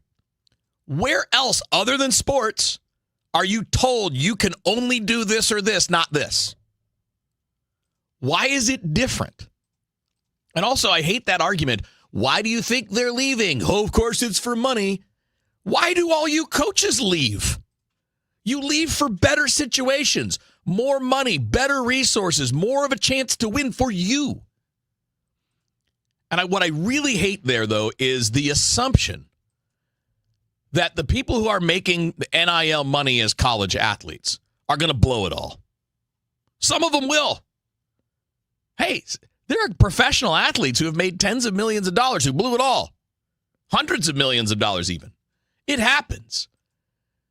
But why should a kid who is responsible, who has a good family or great advisors that are going to make sure that he's investing that money instead of blowing it, why should that player face restrictions because someone else might screw up? What are we doing? This is the same argument we have about legalized betting, about alcohol, about marijuana being illegal or legal. We should not be restricting freedoms from people who have done nothing wrong and who will likely manage the situation very easily just because others won't. If that's the case, we have to restrict freedoms for all kinds of things. Hey, some people are not great drivers. Well, I guess nobody should drive. That's the logic. And it doesn't hold up. And people will hear it and they'll be like, yeah, they should only be able to transfer once. Really? Did they tell you that when you took a job at a law firm coming out of college? You can't leave only once, and then you gotta sit out. We need to punish you for seeking a better situation. We need to punish you for trying to better yourself. Hey, look, that player might be wrong. They might make a mistake. But this idea that graduation rates are going to get worse because people can transfer. Do you know what the graduation rates have been?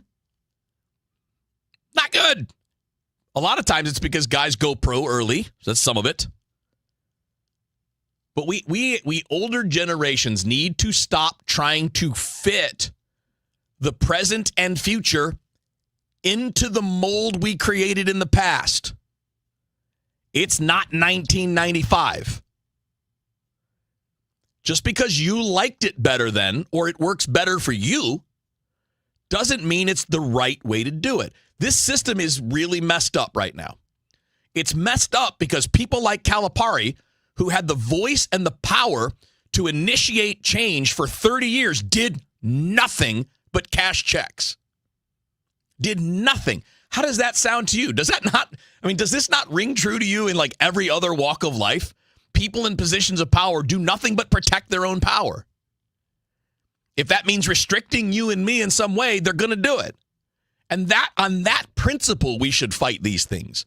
Not because we think it's better for the sport or we like it better as fans, but because we wouldn't want restrictions placed on our lives. And by the way, the courts agree with me. There's a reason this all happened. And it wasn't because somebody was a visionary or, quote, did the right thing.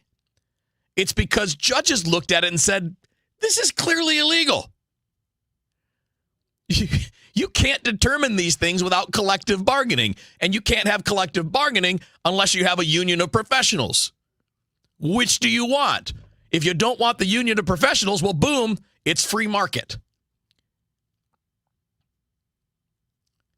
So I think this is a big problem in our business world. It's a big problem with older generations looking at younger ones.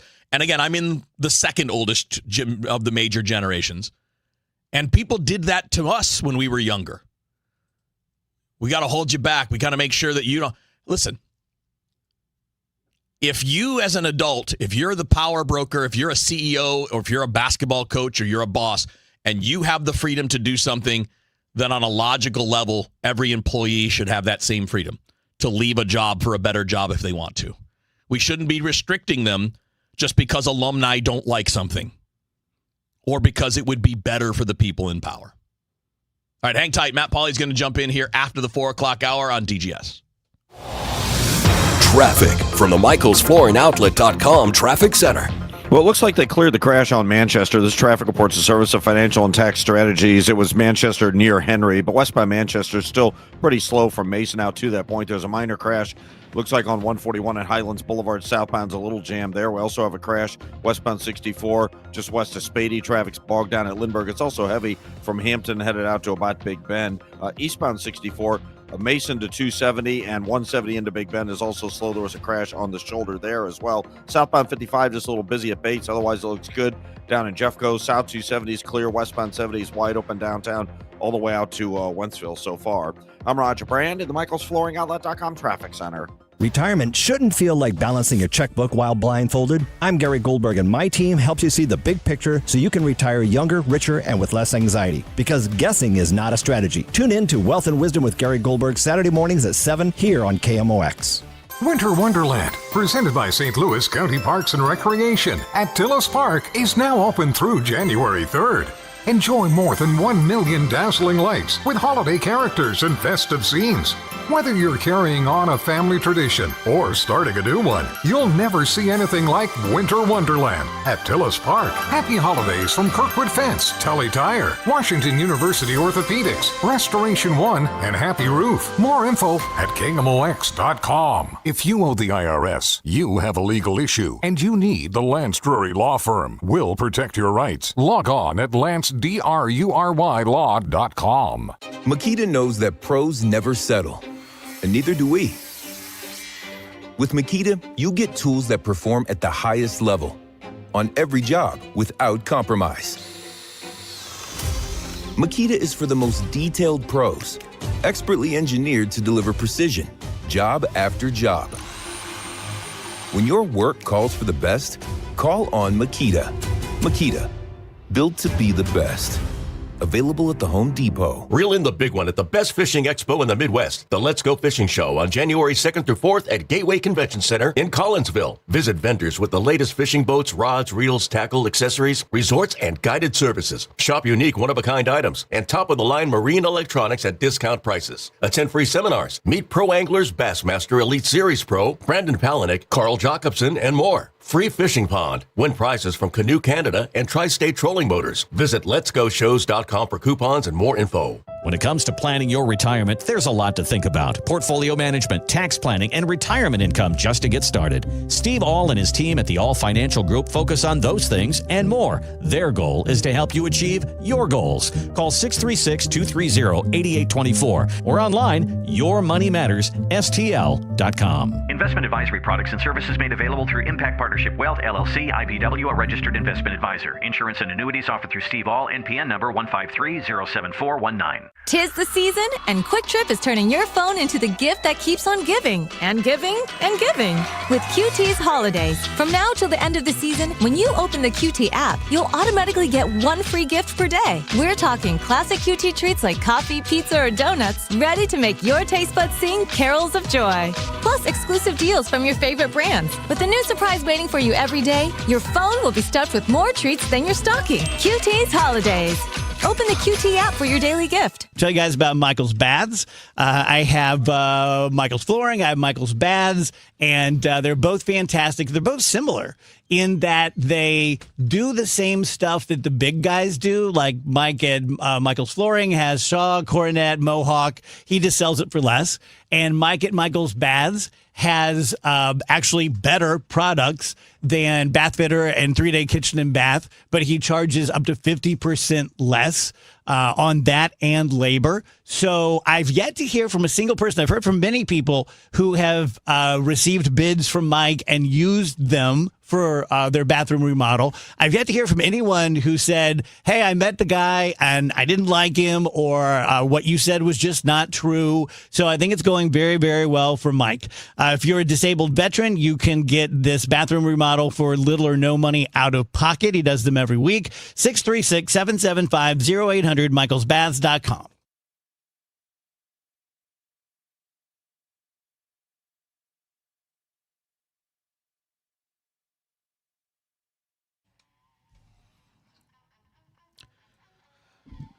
All right, DGS here on a Tuesday. We'll have another show tomorrow. Just me. I say we. I'm speaking of the royal we. Sorry. But Dave and Rage and the gang will all be together on Friday. Then next week, we just have normal business as usual. Tomorrow will be a bit of a short show. We'll be out at 2:45, 3 o'clock opening tip for the Billikens. And then after the Billikens game, if there's time before 6 o'clock, we'll come back and finish up Rush Hour Sports. So it'll be Matt, Paulie, and I both tonight and tomorrow night from 5 until 6. Speaking of Matt, coming up after the 4 o'clock news, we'll have him jump in. We'll get the latest on the cards, talk a little college football playoffs, and I don't know, maybe do some non-sports, just regular stuff. Just two guys kicking back and talking sports. Or not sports. We do that a lot. Non-sports stuff. Whatever. I don't know. It's Tuesday. It's Monday. I can't keep things straight. I know this. We'll be back after the news on KMOX.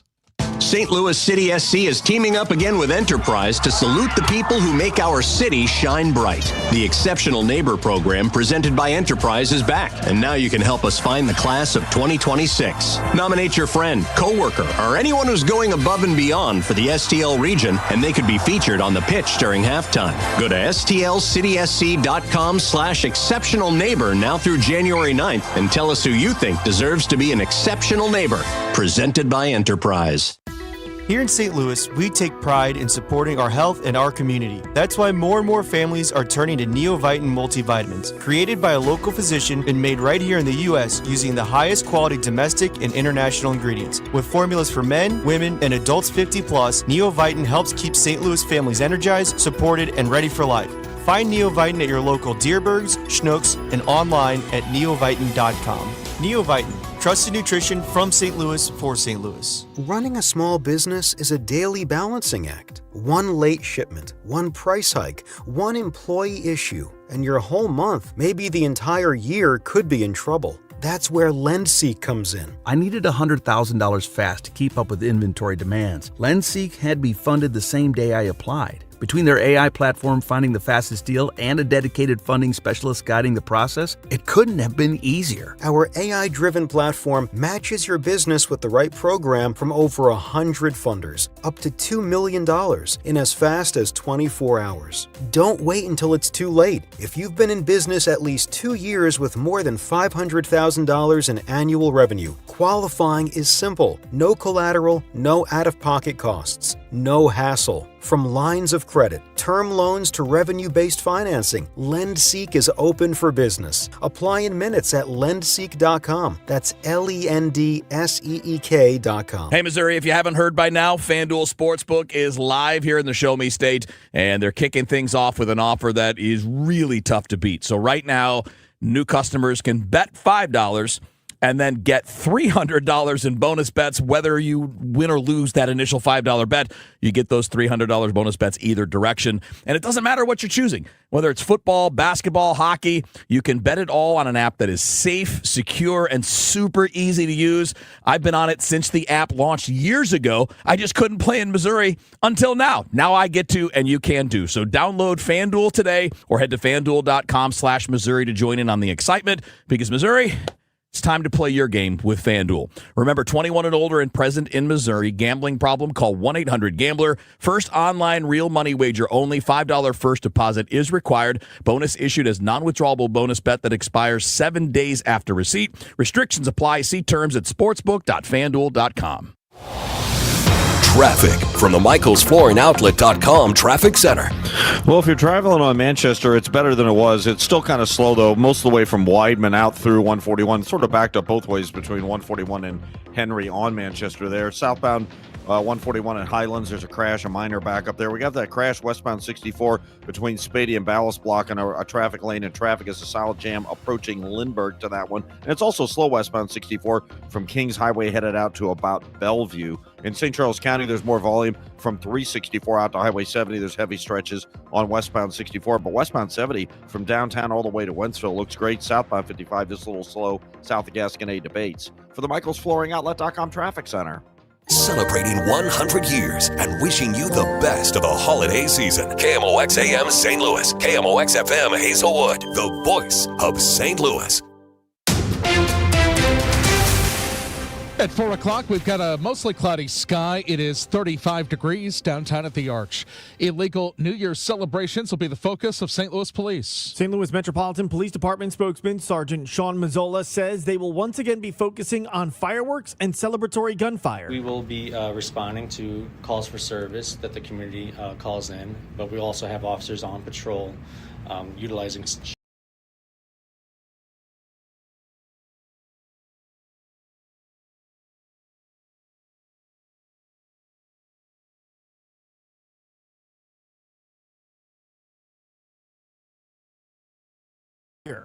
Sean Malone, KMOX News. American Airlines is ramping up its service out of Lambert Airport. The carrier is adding 2 more daily nonstops to Chicago O'Hare beginning in February, bringing the total number of daily departures to 7. Vice President Franco Tedeschi says the goal is not just to get people to Chicago, but to better connect St. Louis travelers to international flights through Chicago O'Hare. The expansion comes as American adds 100 new total daily flights to its Chicago schedule. 30-year-old Brian Cole, the man the Justice Department accuses of planting pipe bombs in Washington, D.C. the night before the Capitol riot, will remain in custody for now. Justice correspondent Scott McFarland reports that could change. Brian Cole of Virginia was in the courtroom wearing khaki green jail inmate clothing and didn't say anything or show any expression as the arguments were made. The judge didn't immediately decide whether to release Cole pending trial. The defense argues Cole's not a danger, has no criminal history, and no history of defying the court. Flu cases are picking up across the St. Louis area. KMOX Health Editor Fred Bottomer has the latest. It's been a tough flu season in different parts of the country so far, and WashU infectious diseases specialist Dr. Stephen Lawrence says it looks like it has definitely arrived here as well. Well, we are starting to see a bit of an uptick in the number of cases the last week or two. It's just really taken off. It's not all that unusual. This is the time of year we tend to see it, but it is a pretty sharp increase that could be a harbinger of a pretty nasty season. Dr. Lawrence says it's not too late to get your flu shot, since he says he doesn't think we're anywhere near the peak. Doctors at Mercy Hospital and Mercy South say they are seeing a rise in flu cases coming in, as well as many other respiratory illnesses.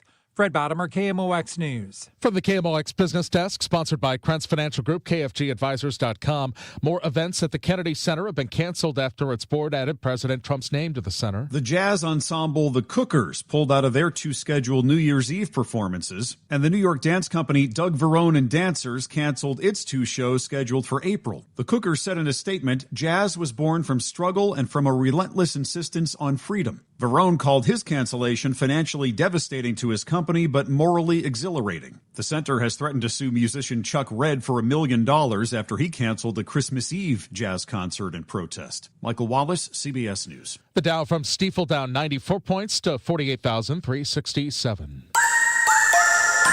The winter feel is going to stay with us all week long and into the weekend. This afternoon, a mix of clouds and sunshine. We should top off at about 35 degrees. Tonight, partly to mostly cloudy, a dry, cold front coming by. Breezy from the northwest. It's not real windy, but it will be a little breezy tonight, 21 for the low. On Wednesday, partly sunny, 45 degrees. Wednesday night, New Year's Eve, partly cloudy, 27 for the low. For any activities, think right around the freezing point. Thursday, New Year's Day, partly sunny and a nippy 39. From the Saliga Heating and Cooling Weather Center, I'm meteorologist Dave Murray on 104.1 FM. KMOX. It's a mostly cloudy sky. Right now, 35 downtown at the Arch. I'm Michael Calhoun, KMOX News.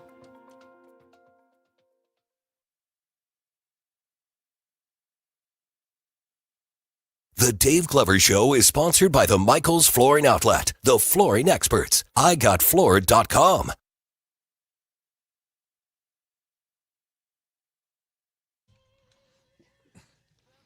All right, coming up on 4:05 here on DGS. No Dave, no Rach, no Andrew, just me. And Matt Pauley, kind enough to jump in here. And, of course, Matt and I have Rush Hour Sports from 5 until 6 tonight. And then, Matt, you got the countdown tonight. Yeah, countdown to opening day. We've got it on Tuesday this week because Thursday is New Year's Day. So we've got it tonight, and it's a fun show. We're looking forward to folks being able to hear it. It includes a conversation with Hall of Famer Barry Larkin. Oh, nice. Very nice. Yeah. What else? Anything else you want us to tease before we get into our stuff?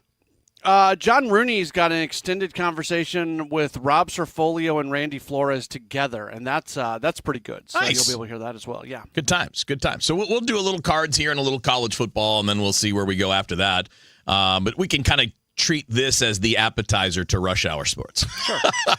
So we're getting near the end of the calendar year. The Cardinals have made a fair number of moves. It's been a reasonably active offseason, changing over the roster. Some players just let go. You had the trades with Boston that were significant.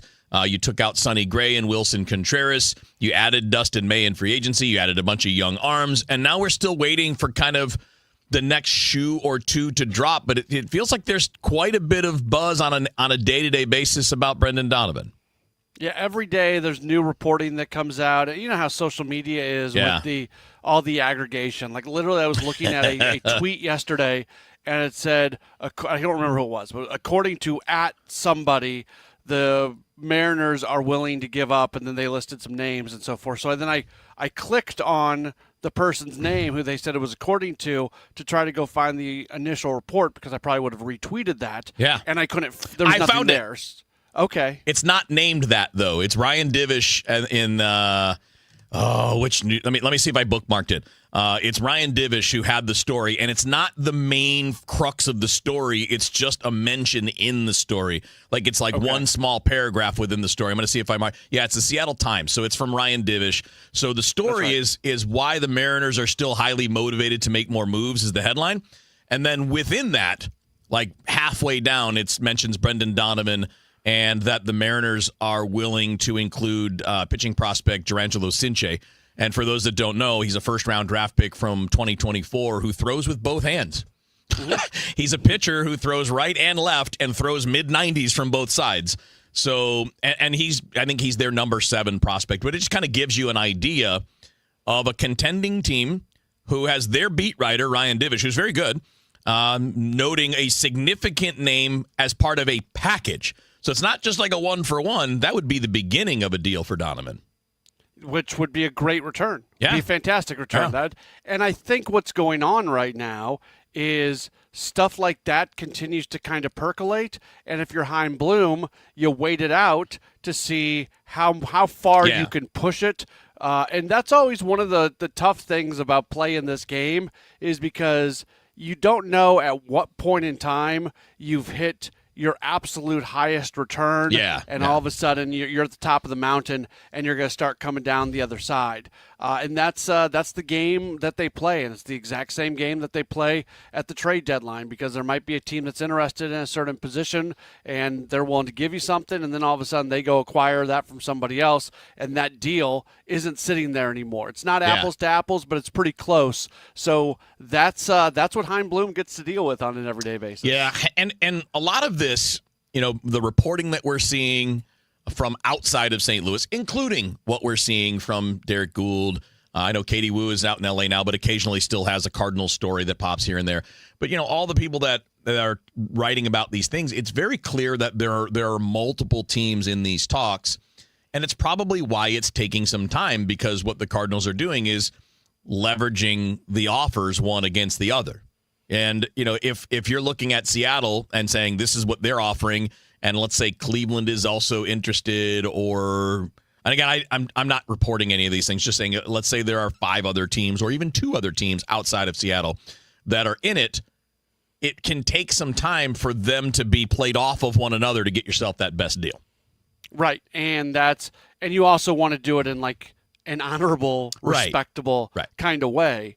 Because you don't want to burn bridges or anything like that, and that's not saying that Chaim does, by the way. Like, nobody says a bad word about that guy as a person, and so I think he's very good at having those relationships with the other executives in baseball, and everybody kind of understands what's going on.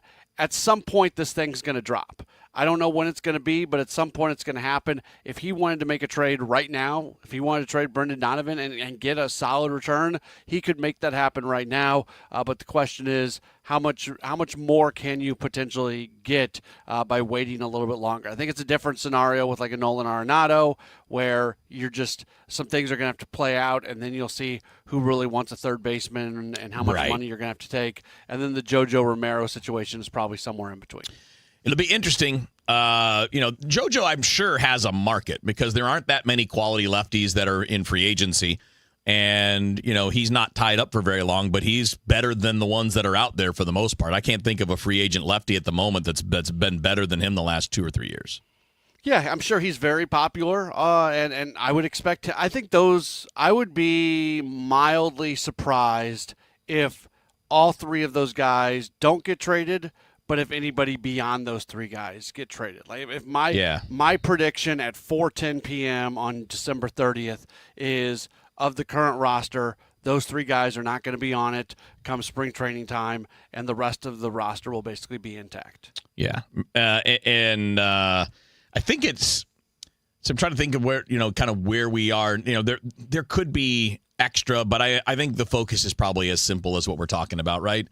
Like, I know that there still continue to be occasional reports that teams are interested in Newt despite the injury. It's just a matter of whether they're willing to make an offer as if he were healthy, right? If that's not the case, then you don't make the trade. You just hang on.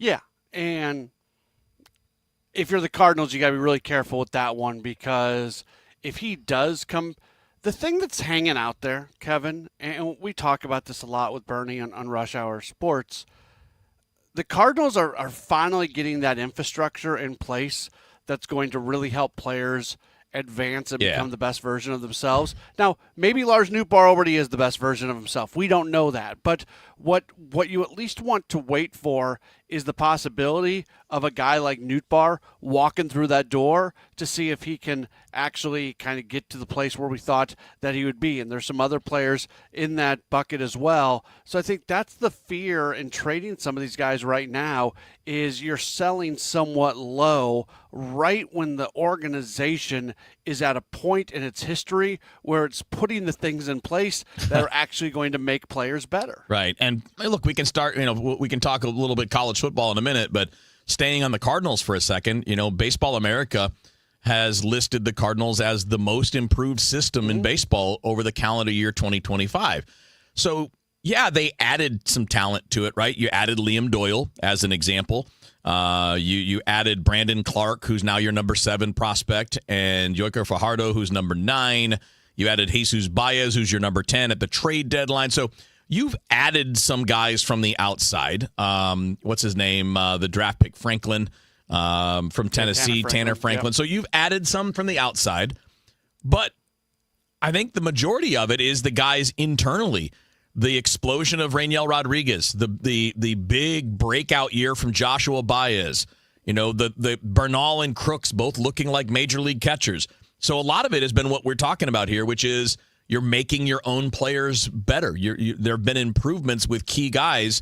So when you add in the new guys on top of the improvements, now you're looking at a system that's getting rave reviews. Yeah, I don't think it's a coincidence that you had some of these players take big steps forward this year in the minor leagues. Like Baez is a great example. That guy looked like a bust. Joshua Baez. Yeah, Joshua Baez. He looked like an absolute bust, and then all of a sudden he puts it together. Now, sometimes that just happens because that's the way it works, and guys find themselves a little bit later. But I also would like to think that the fact that the Cardinals did have more instructors and more infrastructure and more data and technology and all of that, and they've added even more going in, and they're going to continue to add more and more and more. But this past season, this was the first time that kind of the Heim Bloom program was in place across player development, even if it was kind of the light version because not everything had been implemented yet. And we see some guys take some pretty good steps forward. Yeah, and obviously that's a really big deal when you're looking at this. All right, let's break that off here, Matt. Let's come back and talk a little bit of the college football playoff. Obviously tonight we're going to go way deeper on the Cardinals stuff because we're going to have a whole hour to talk Cardinals and some college football playoffs and maybe hit on the Blues a little bit too, although I feel like we're still singing the same old song with the Blues. It just I know they've had injuries recently and all that, but it's just been kind of the same old song this year. In fact, what is it? It's like it's been win-loss, win-loss, win-loss, back and forth for the last 2 or 3 weeks. Yeah, I'll read you a quote from Jim Montgomery last night. He said, what it really comes down to is we've got to have a better effort than that. We have to play with more purpose and pride. Not again! And the physicality just isn't good enough right now. Man, I've heard that before, How Kevin. many times have we heard this? And I'm not even blaming Montgomery. Like Jim, he's just saying the way that it is. And it's obviously a tell that when you have a high quality coach and you have to keep talking about effort, the problem is the players, and now it's on Army and eventually Alex Steen to change this roster over to get it to the point where you have more people who are highly competitive because you just don't have it. Yeah, that's our Blues talk. And I want to talk more hockey. This team makes it incredibly, terribly boring to talk hockey because you never know what you're seeing. Well, we do know what we're seeing. We're seeing a team that doesn't try hard enough, and that's according to their coach. And they still had a chance last night. They a whiff on that attempt, basically on an open net, and it's a tie game. Instead, an empty netter 20 seconds later. It's a 4-2 game. All right, well, that's our Blues portion of our programming. We'll do a little college football and maybe a couple other things. Matt Pauley's jumping on for a little bit here on DGS. We'll pick up this conversation in just a few here on KMOX.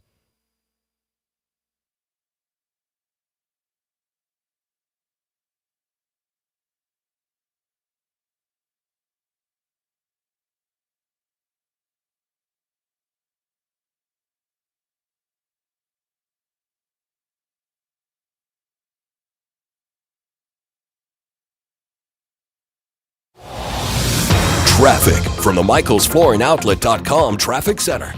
Well, they had a second call out for EMS on this crash, westbound 64 west of Spady. Still just the 2 left lanes open. Westbound 64 is jammed almost midway between McKnight and Lindbergh now. Other than that, westbound 64, not bad coming out of the city. I mean, it's a little busy around Big Bend and around McCausland, but not really any big deal. There's a slowdown right through 364 to Lake St. Louis Boulevard and then briefly approaching Prospect. Eastbound 64, you've got some slow traffic between Hanley and Big Bend. We had an earlier crash there. Westbound 70 is wide open all the way out to Wentzville. There's just a hint of a slowdown. 79 to TR Hughes, not bad. South 270, it's a little busy right around Ladue, but otherwise clear down to 55. Southbound 55, barely slow at Bates. Otherwise, it looks great all the way down into Jeffco. Westbound 44, the Poplar down to 55, sort of slow as you leave the city. Westbound Manchester, still a lot of volume, especially between Mason and Weidman, but it's slow in spots all the way out into the New Baldwin area. Not a jam, though. I'm Roger Brand at the MichaelsFlooringOutlet.com Traffic Center. It's time for a $98 furnace tune-up. When you're wrapping gifts or pulling a bird out of the oven, you want to hear perfect. Unless a plumbing, electrical, or heating problem prompts a oh, perfect. Call Jerry Kelly 8 to 8, 8 days a week. We'll be there next day or sooner. JerryKelly.com. Overhead Door Company of St. Louis, the genuine, the original, present 100 years of KMOX. We're celebrating number 4 and number 5. Let me hear you on your feet as loud as you can get. There, when we said goodbye. Today, we recognize two of the most beloved players in Cardinals history, in Yadier Molina and Albert Pujols. Both of you have given so much joy as we watched you play this great game. I want to thank the Witt family and Mo for believing in me all these years and give me the opportunity to play baseball here in St. Louis. And to all of you, Cardinal Nation, thank you so much for all your support, all the joy, all the tears that we have shared together. There for every headline, every heartbreak, every heartbeat. KMOX, the voice of St. Louis. Tell you guys about the Gelman team, and once again, I'm going to talk about the winter because people are still listing their houses every single day with the Gelman team.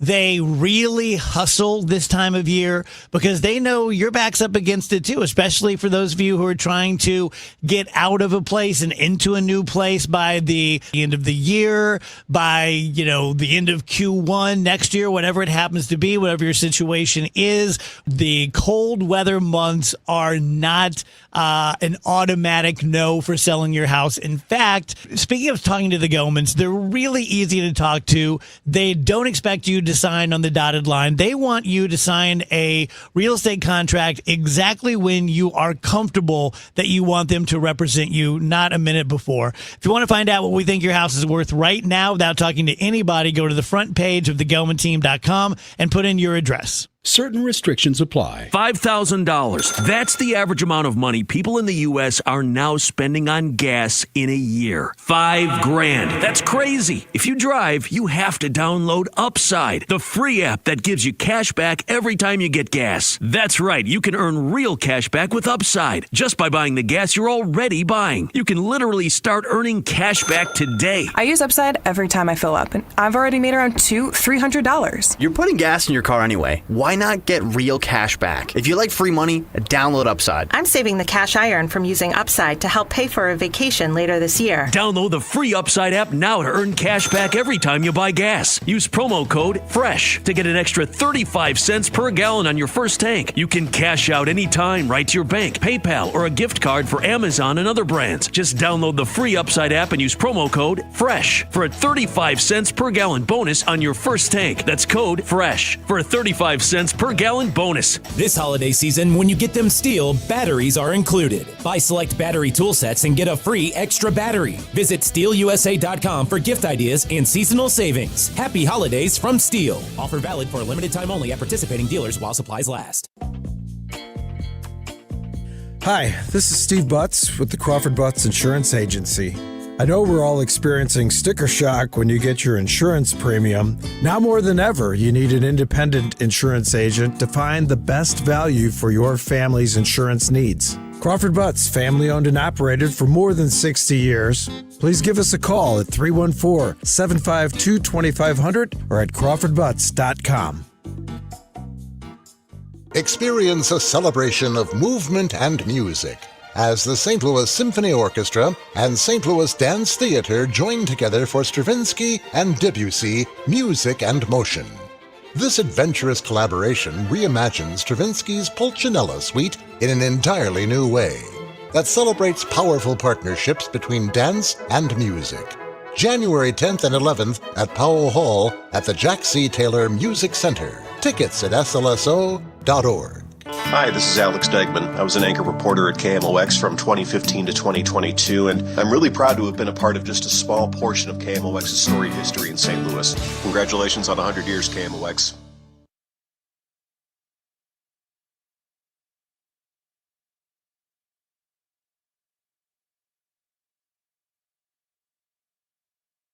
DGS here on a Tuesday, and tomorrow will be a very short show. So it'll be just me tomorrow as well, and then we'll have everybody back together on Friday.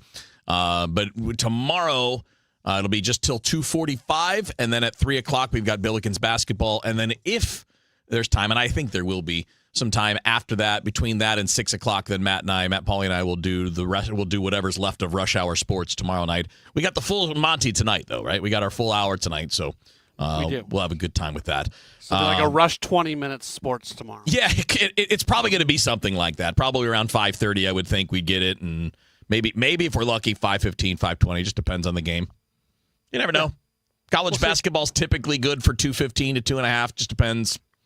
So we'll see how it goes. But either way, sometimes Coach Schertz in the post game with Rammer and Earl, man, I'll go back through to pull cuts if I'm doing Sportscast or something, and Schertz will have like a 4-minute answer. It's like, oh, okay, we've got he answered everything in one answer right there. There you go.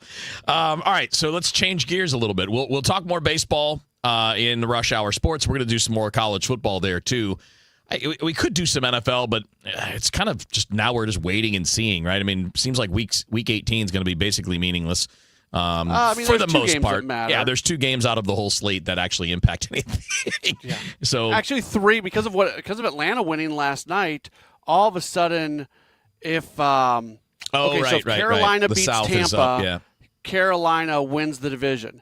If Tampa beats Carolina, that's on Saturday. They're then going to have to wait for the Atlanta New Orleans game on Sunday, because if Atlanta wins that game, then it's a 3-way tie, and the tiebreakers are different on a 3-way tie than on a 2-way tie. Yeah. So all of a sudden it could swing it back in another direction. So there's 3 games that matter. All right, 3 out of 16. The games all matter in college football playoff right now. And we've got 4 really awesome games over the next couple of days. Some really interesting things to me, Matt, are that 3 of the games have pretty heavy favorites, right? I mean, you're a touchdown favorite, Indiana over Alabama. Who would have figured that 12 months ago or 2 years ago that Indiana would be a favorite by a touchdown over Alabama in the playoffs? But here we are. Georgia is almost a touchdown favorite over Ole Miss. Ohio State's 9.5 over Miami, and I understand it. It makes sense considering what Ohio State's been all season long. And Oregon and Texas Tech is the only one that's projected closer at a 2.5-point spread in favor of Oregon. I actually think all of these games have the ability to be competitive. I do too. I think any. No disrespect meant to you. If there's a team that I have least confidence in winning a game this weekend, it's probably Miami against Ohio State. But then when we get to those 3 Saturday games, I don't have to squint that hard to see Oregon, Texas Tech, Alabama, Indiana, Ole Miss, or Georgia winning those respective games. Yeah, I'll say this. The 2 good defenses that Ohio State played completely shut them down. Texas held them to 14 points. Indiana held them to 10 points. And Miami's defense is legit. As we saw against Texas A&M, their defense is legit. The bigger issue is the offensive side for Miami. If they turn the ball over, that's where Ohio State runs away. Yeah. Ohio State, I mean, even with losing to Indiana in the Big Ten, Ohio State is still the betting favorite to win the national title this year. And I get it. I think they probably are the best team. But there's 4 or 5 teams in there that I can play out a scenario where they go win a national title. I think it's still a pretty wide open tournament. Totally agree. And actually, this weekend, I hope Tom isn't listening. Although it's okay if he is, because Tom knows I'm rooting for his Hoosiers. But I think Bama's going to win that game. They can. They absolutely can. One of my rules of sports is don't trust teams that haven't been there before, no matter how talented they are. And this is uncharted waters here for Indiana football. That doesn't mean they can't win. No. I just know that can be something that takes teams down sometimes. Yeah, look, it's not the easiest thing in the world. We only got about a minute here before we hit a break, but so we can't get too deep in here. But it's not the craziest thing. And Indiana is more tested this year than last year. You know, last year they hadn't played much. Well, they already beat Oregon and Ohio State. So they've beaten 2 playoff teams to be where they are right now and 2 quarterfinal teams to be where they are right now. So I think I think it's fascinating. The hardest game for me is Oregon, Texas Tech. Although I'm leaning on the Ducks, that's the hardest one for me. I think the Georgia Ole Miss is easy. I may be wrong about this. I think Georgia wins that game pretty solidly. Georgia, you can argue, has the most talent of any team that's still alive. Yeah. And they've been there before. And Ole Miss just been through so much. But maybe they're playing with a chip on their shoulder Could be, yeah. right now. Yeah, could very well be. All right, hang tight, Matt. We're going to do some news. We come back from the news. We are not talking sports, but Matt's going to hang around. I got a few. You up on killer whales, Matt? No. I got some orca stuff you're going to like. Some really cool. All right, let's do it. I'm a nerd about those guys. You're going to find out why coming up. That's Matt Pauley. I'm Kevin Wheeler. DGS on a Tuesday on KMOX. 10 athletes will face the toughest job interview in fitness that will push past physical and mental breaking points. You are the fittest of the fit. Only one of you will leave here with an iFit contract for $250,000. This is when mindset comes in. Someone will be eliminated. Pressure is coming down. Trainer Games on Prime Video January 8th. Watch the trailer on trainergames.com. As a mom, comforting my family is what I do best. Vicks Vapor Stick provides soothing, non-medicated Vicks vapors in an easy-to-apply stick, and it dries fast, so there's no mess. I use it to comfort myself and my family. Thanks, Mom. Vicks Vapo Stick, soothing comfort for the whole family. And try Vicks Vapo Shower Max for steamy Vicks vapors when you need more comfort for yourself. Use as directed. You know the rush when you reach that goal? When something you've worked for pays off? That's success. At University of Maryland Global Campus, we believe you should never stop chasing it. That's why we offer a skills-based education that helps move your career forward. Learn how to apply emerging technologies like AI and data science. Build your leadership and critical thinking skills. Apply now and save with no application fee. Classes start January 7th. Learn more at umgc.edu.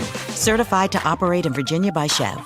Neil Forever performs Neil Diamond live in concert at the Factory in Chesterfield on Friday, January 9th. It's fantastic. Friday, January 9th, Neil Forever performing all the hits of Neil Diamond at the Factory. He is a great performer. He's amazing. Sounds just like Neil. Rock and roll, we get on board. Tickets at Ticketmaster.com. At 4:30, it is a cloudy sky and 34 degrees downtown at the Arch.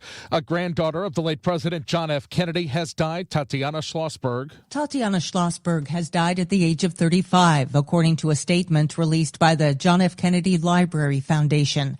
The cause of her death was not given, but Schlossberg revealed recently that she was diagnosed last year with cancer. Schlossberg was a wife, mother of 2, and a journalist who was a critic of policies promoted by her mother's cousin, Health and Human Services Secretary Robert F. Kennedy Jr. She said they harmed cancer patients.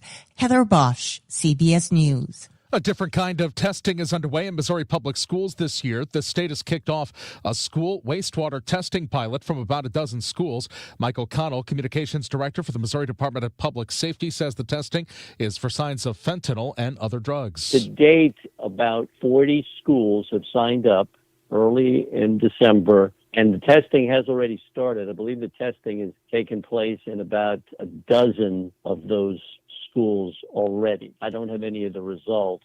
The state's $4 million investment funds weekly wastewater sampling at participating schools, aiming to track drug trends and strengthen prevention efforts.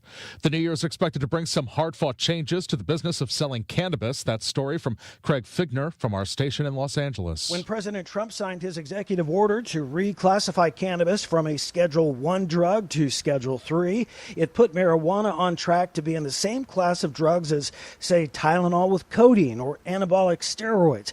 Daniel Sosa is the operator of several Los Angeles-based dispensaries, and he tells KNX News if this Schedule 1 reclassification becomes official, it's a change that will likely dramatically change the business. The main downside of this is that federal loosening of restrictions is sort of a green light for major corporations to enter the market, which kind of means stiffer competition for mom and pop shops and medium-sized businesses, which are already having a tough time in the industry. If anything, it's maybe more of a Christmas gift to big corporations to enter the industry than it is to the cannabis industry itself. Another change, and this one's on the upside, a welcome change for dispensaries, is the possibility that dispensaries will have access to banking.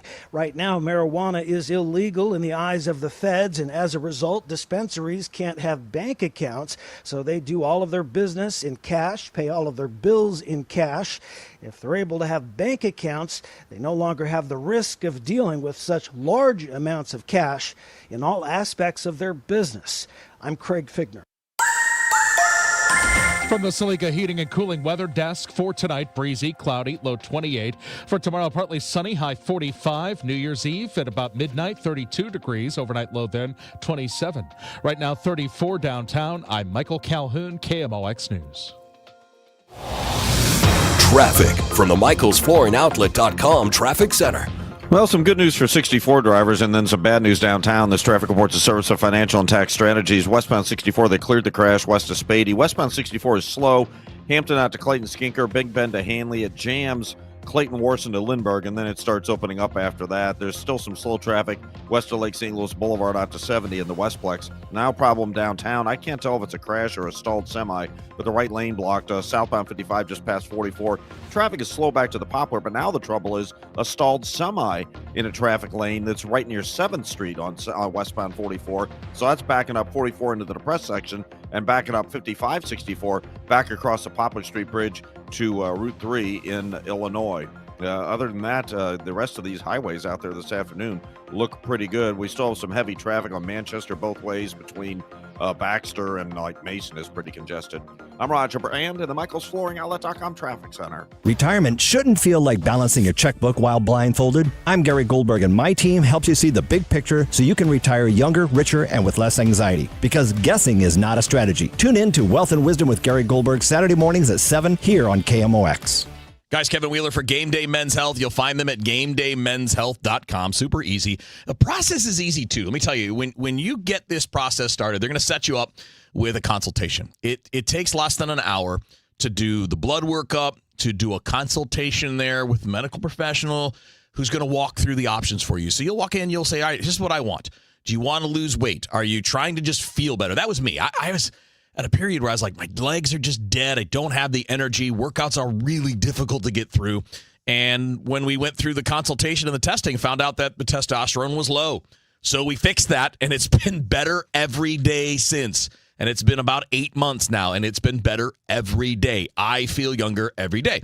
If that's your goal, they've got answers for you. If you're thinking about medical weight loss, they've got answers for you. And keep in mind, they've got their own pharmacy. So that allows them to offer the same safe and effective medicines at very low prices and lower than you're going to get in other places. And every plan is developed by a board-certified medical professional. And by the way, for the medical weight loss, I know it's Game Day Men's Health. They offer the medical weight loss for both men and women, in case you want to, both of you check that out. So they've got great ideas. They've got options for everything.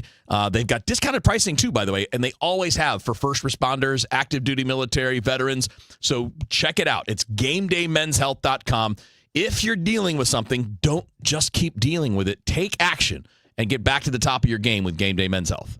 I'm Ultima Morgan. Every year, almost 30,000 babies in America are born with birth injuries. It's every parent's worst nightmare. If your child suffered a birth injury, please call our firm to find out if we can help. Visit forthepeople.com for an office near you. I'm Kent Martin. From my days at the station to today, KMOX has always been part of St. Louis. Congratulations on 100 years.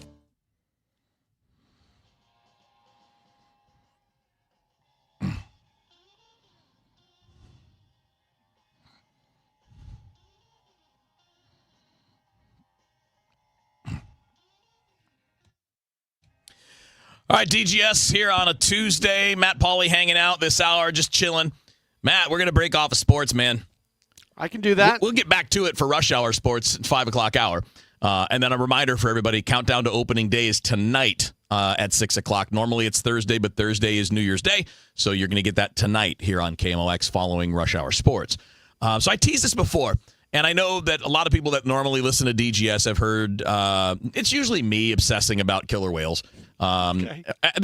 They changed the name, not changed the name, but the emphasis on the name to calling them orcas rather than killer whales because people want to dispel the whole killer thing, even though they are the best killers in the ocean. But what we keep finding, Matt, and this is the reason I brought this up. So I'll bring you up to speed before I give you the new stuff. So I bring them up a lot because killer whales are way more human-like than we've thought, right? They live in the ocean, but they are mammals. They're really smart, kind of like dolphins and porpoises, and incredibly intelligent. They communicate with one another. So they do things like humans, though. Like a story I brought up in the past. There was a pod of whales observed by scientists for months, and they noticed that they all in this pod started wearing a salmon on their head. Just swimming around with a salmon on their head. And they figured out that it was a fashion thing. They did it because they thought it was cool. And they were imitating another one that did this, right? There was another story not that long ago about how they were a bunch of the orcas that were attacking boats, right? They were attacking boats as they went by, and they figured out by studying the patterns of behavior, they weren't actually attacking them. They were playing. They were treating it like a sport. And they were all getting in on it. So they saw a couple doing it, and then the others kind of jumped on board and did it. And that brings me to a couple of things that just so now that you have an idea of where I'm building off of, right? I know my nickname on the show is the Master of Wolves, and that is true. I am still the nerdiest person when it comes to wolves there is. But I'm kind of adopting orcas, too, because of how smart they are. So just recently, in the last week and a half, Matt, I've seen these two separate stories. One is that they've now observed in the wild orcas and dolphins working together. Okay. Cooperating to hunt. And you don't see this in the wild very often, and you certainly they've never seen it with these two species. I mean, orcas have been known to eat dolphins. But they found these two groups that work together where they basically wrangle schools of fish and then they all feast. So, they all get to eat together, but they will actually seek each other out to do this. And they seem to communicate while they're doing it. So these are two different species that are working together. And then this other one study, they did this for months, and it's going to be in a documentary. There's it's a Richard Attenborough documentary, and it's a BBC thing that's coming. But they have video of adult killer whales, adult orcas, teaching their young how to hunt, but teaching them by having other orcas pretend to die. Wow. So like they pretend to drown each other because a lot of how orcas hunt, especially whales, like big whales, like blue whales, they hunt by holding them underwater till they suffocate and then they eat them. Right. Right? They're actually teaching their young to do this by showing them how to do it to each other, but not actually killing each other, but demonstrating. So like think about you and I teaching our kids how to do math, how to learn how to drive later on in life, that's what's happening. It's not instinctive to do that. They are teaching to do that, which is crazy. Yeah, you never think about an animal. You think about them teaching, but not to that extreme. Like generally it's just not like playing dead. Right. Like when you think about, lions teaching their kids to hunt, like they're actually doing the hunting. And it's not a example type thing. So that is interesting. I think there's so much in nature that we just simply have no real understanding of. And I'm like you, it's incredibly interesting to think about the way these animals and different species across our world, how they're able to go about doing things. So I'm just sitting here listening to you talk because I find all this to be very Isn't it crazy? I mean, we did it on a similar vein, The level, we've always perceived other species as being dumb because they don't do the things that we do, right? They don't build skyscrapers. They don't fly planes, right? They don't have advanced financial systems. But they do have intelligence in many ways that is very comparable to how we do things on a more basic level. So maybe they have more in common with our ancient ancestors than they do with what we are now as far as like behavioral patterns. But, like we hear about elephants all the time, and elephants have names for each other. They have, elephant noises, but they have a specific noise for a specific elephant. And when one elephant makes that noise, the other one comes over. Like they literally have names for each other. And things like that. I love those discoveries because I hope it gets us to understand more about the planet and that there are different levels of intelligence. Of course, I can tell you from having dogs. And I think every dog owner, cat owner, and all that, they're smarter than people give them credit for being that aren't around them. Oh, without a doubt. A lot of times when they don't listen to you, they know exactly what they're doing. But, we've always had this, because, look, we've been in a position as a species where our survival has largely been dependent upon animals at times in the past. It's less so now, but we were dependent on horses and cows and chickens and everything else. And we are still to a degree, but not on the day-to-day subsistence level that we used to be. But like that, we really kind of became what we are by learning how to use animals for our interest as opposed to just letting them be what they are. But now we're learning so much more about how smart they are, how they interact with each other. Dolphins and whales have language that they use. It's not a language we understand, but they have a language. We know this better about primates and the way that they do things and interact with humans and interact with each other. And we see new things there, too. And I love the fact that we've known of all of these species for so long, and yet we still find new things every couple weeks. Yeah, it's a constant thing. That's why it's great that we have like the St. Louis Zoo and they're creating the new the safari type thing that's going to be up in North County. I mean, just any opportunity you can have to view what these animals are doing and learn more about them, it's great for everybody. All right, so this will not be an animal topic, although it starts with one. And this is a tease, so I want you to think about it during the break. Have you heard of the bird test? No. Okay. So the bird test, and we're going to bring this up on the other side of the break. The bird test is simply a spouse telling their spouse, one spouse telling another, hey, I saw a cool bird today in our yard. And then the reaction that you get is supposed to be some kind of answer to a test. Okay, I think I've heard you guys talk about this before. So yes. I want to ask you a question to see if you agree with me about, to me, thinking things like the bird test are terrible. And we'll get into that coming up next. It's Matt Pauley hanging out with me here on the DGS on a Tuesday. Traffic from the MichaelsFlooringOutlet.com Traffic Center. Well, we got trouble downtown right now. If you're headed out across, first of all, just starting out across the Poplar Street Bridge, they had a stalled semi, I believe it was a stall, westbound 44, or southbound 55 rather, just past 44. They cleared that one, but there's a second stall. This one's westbound 44, right at 7th Street, so just off the Poplar Street Bridge. It is blocking a lane right where you ramp off the bridge, so the westbound 64 bridge traffic is jammed back to Route 3, a solid jam there because of that stalled semi. Westbound 64 on the Missouri side, just a little slow around McCausland, and after that, just a little slow approaching Prospect. Westbound 70, the only delays are just a brief one, 61 through Highway Z. It is pretty solid there, though. Southbound 55 looks good. Southbound 270, the right lane south of Tesson Ferry just down to 55 are a little slow. I'm Roger Brand in the MichaelsFlooringOutlet.com Traffic Center. Sponsored by Gloria Lou with your home sold guaranteed realty 314-325-6888. Need to sell your home and you want the most money? The name to remember is Gloria Lou. Yes, Gloria Lou with your home sold guaranteed realty at 314-325-6888 and start packing. Guys, I am such a big fan of Supplement Superstores, and I've been a customer for 13, 14, 15 years, and there's a reason that I stay, because they're the best. And they always have top of the line, right? So 213 Complex is the latest. If you're setting goals for the new year, if you're looking at it and like, I'm finally going to take a step and get on a workout program and lose some weight, this is the way to go. It is the ultimate helper. First of all, you need to understand a couple things about 213 Complex. The number one thing it does is get your metabolism working at 100% capacity. Most of us aren't working at that level on a day-to-day basis. So 213 Complex just gets you to where you're supposed to be. And you can tell because it'll be little things. Like for me, it was a month ago, 2 months ago, where I'm like, wait a minute. I didn't have to. I pulled that belt just pulled a little tighter, and I wasn't really planning on it. And I've not even been in a mode lately where I'm like, I got to lose a lot of weight because I've been trying to add muscle. Well, now I'm doing both going into the new year. I'm going to see if I can do both. And 213 Complex is going to be my assistant.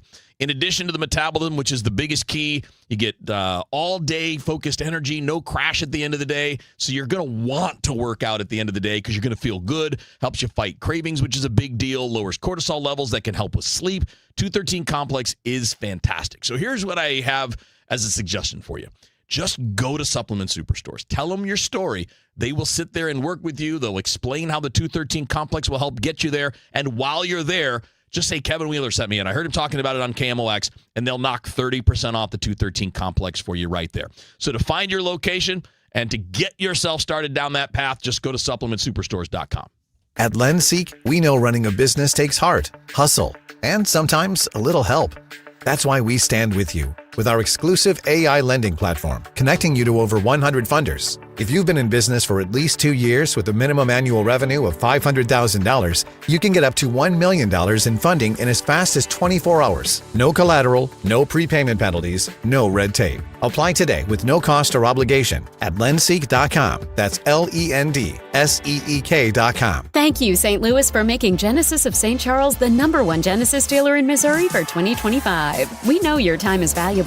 That's why every purchase comes with 3 years of complimentary Genesis service valet. Unlock your e-price and save. That means complimentary vehicle pickup and delivery, plus a loaner vehicle at no additional cost. Or want something new? We'll bring the test drive to you. Visit genesisofstcharles.com during the Genesis Signature event. Based on GMA sales records for 2024. See dealer for details. Winterfest is back for the 10th year in Keener Plaza, now through January 11th. Enjoy Winterfest traditions, including ice skating, s'mores, and igloos underneath 100,000 twinkling lights in the shadow of the Gateway Arch. Grab a bite or drink from downtown favorites and enjoy a family-friendly New Year's Eve fireworks spectacular. Winterfest, hosted by Gateway Arch Park Foundation, presented by Bank of America and Worldwide Technology. For more info, KMOX.com/events. If you owe the IRS, you have a legal issue, and you need the Lance Drury Law Firm. We'll protect your rights. Log on at LanceDruryLaw.com. I'm Piera Palazzolo, VP of Digital Marketing for the American Management Association, a company focused on the management training skills needed to enhance the careers of business professionals. We did our research when it came to the best companies for website development and chose AmericanEagle.com. And we couldn't be happier. AmericanEagle.com worked closely with us to understand the front and back end requirements needed to launch an e-commerce website that could handle the complexities of running thousands of seminars nationwide. Our robust new website and improved SEO saw immediate increases in site traffic and web revenue. If you're in need of managerial effectiveness and success, visit our website at amanet.org. If you're in need of a website that provides an unparalleled consumer experience, I highly recommend AmericanEagle.com. Transform your business today. Dial 877-WEB-NOW1 for a free digital consultation with AmericanEagle.com. Hey, St. Louis City SC fans, mark your calendars now. The Boys in Red return to Energizer Park to kick off Season 4 Saturday, February 21st. And you could be there for the dawn of a new golden era of St. Louis soccer. Go to stlcitysc.com/tickets and reserve your seat now for the MLS home opener versus Charlotte FC. Limited quantities remain. See you soon, St. Louis. Time now for today's Spotlight on Tech, sponsored by NordVPN. Google is infusing artificial intelligence into its translation feature. The Silicon Valley firm says Google Translate will now use the company's AI model Gemini to improve translations of phrases, including slang, local expressions, and idioms that until now have been difficult for translation software to understand. Gemini AI is coming to Google Translate in about 20 languages, including Chinese, Hindi, and German. I'm Jason Brooks. Wesley Financial Group is not a law firm. I'm Chuck McDowell, founder of Wesley Financial Group. Did you buy a timeshare because they told you it was a great investment? That's a lie. Most timeshares can be bought online for $1. To find out what your timeshare is worth and to cancel it, Call us today and we'll send you our timeshare exit kit free with all your options for cancellation. Call Wesley for your free exit info guide. 800-941-2255. That's 800-941-2255. Wednesday afternoon, it's men's Billikens basketball as they face St. Joseph's. Pre-game 2:45, tip at 3 on your home for Billikens basketball. 104.1 FM KMOX.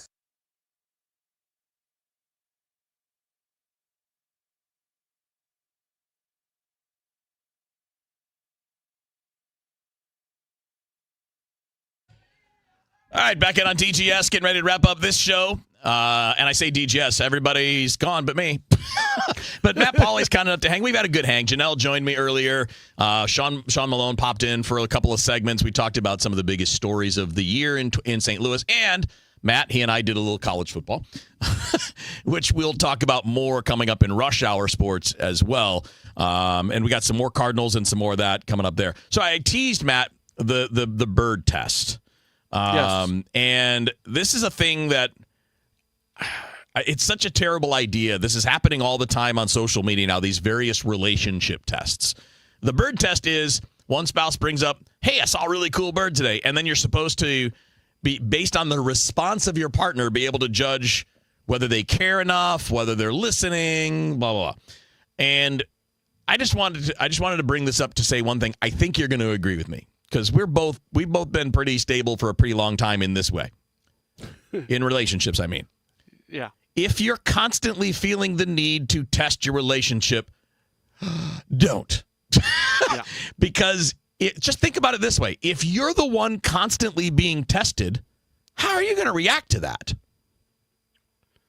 It's not. I mean, the fact that anybody feels you need a test, well, then that probably tells you that maybe you need something's some help. off. Yeah. Like, and look, I'm not God's gift to marriage by any stretch of the mind, but I've stayed married, and I respect my wife, and I think trying to test her to see how much she is devoted to me or something, to me that would be disrespectful, disingenuous. Yeah. And it's just, that's not what you want a marriage to be built upon. You want it built upon respect and love and all those sort of things. So no, I don't like that stuff. I don't test my wife. I don't think she tests me. And you know what? There's some stuff that I'm into that she's just not into. Yeah. And that's fine. And if I'm really into it, maybe she sits on the couch and watches a game with me or something like that. I don't expect her to be all in, just like I'm not going to be all in on a bunch of her stuff. Yeah, and I think part of the problem too is this idea that any single instance of a thing is that meaningful. Yeah. I mean, there have been plenty of times. I mean, I've been married for 31 years. Plenty of times where I have said something and got no response, and she has said something to me and I didn't respond. And not because you don't care, but because maybe you're thinking about another thing at that moment. Maybe you didn't hear it all the way.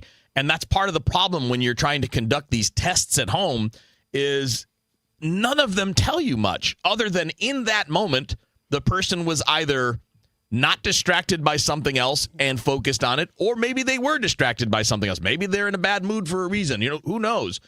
But no instance, this is back to our sports conversation, right? No at-bat tells the story of a player. No moment tells the story of a person's interest. And if you've got kids, especially young kids, as I have, and you're trying to do little tests, it is a constant state of battle in the Pauley household because we've got two young kids that are running around. Trust me, there is no time for little tests. Yeah. Now, if you're doing those things for giggles and for social media and you both are in on it, that's not the same thing. But you are encouraging other people to judge their relationship based on the test of something that's pretty goofy. Please don't do that. Well, that's the bigger story. Please of, don't do that. Using social media to make decisions. That's a really good point. That or AI, right? Probably not the best plan. All right, buddy, that's going to do it for now. We'll talk to you in a few minutes. That's Matt Pauley. All right, sounds good. He and I've got Rush Hour Sports right after the news here on KMOX. So if divorce is a part of your life, I'm very sorry. Been there and used to be a divorce attorney.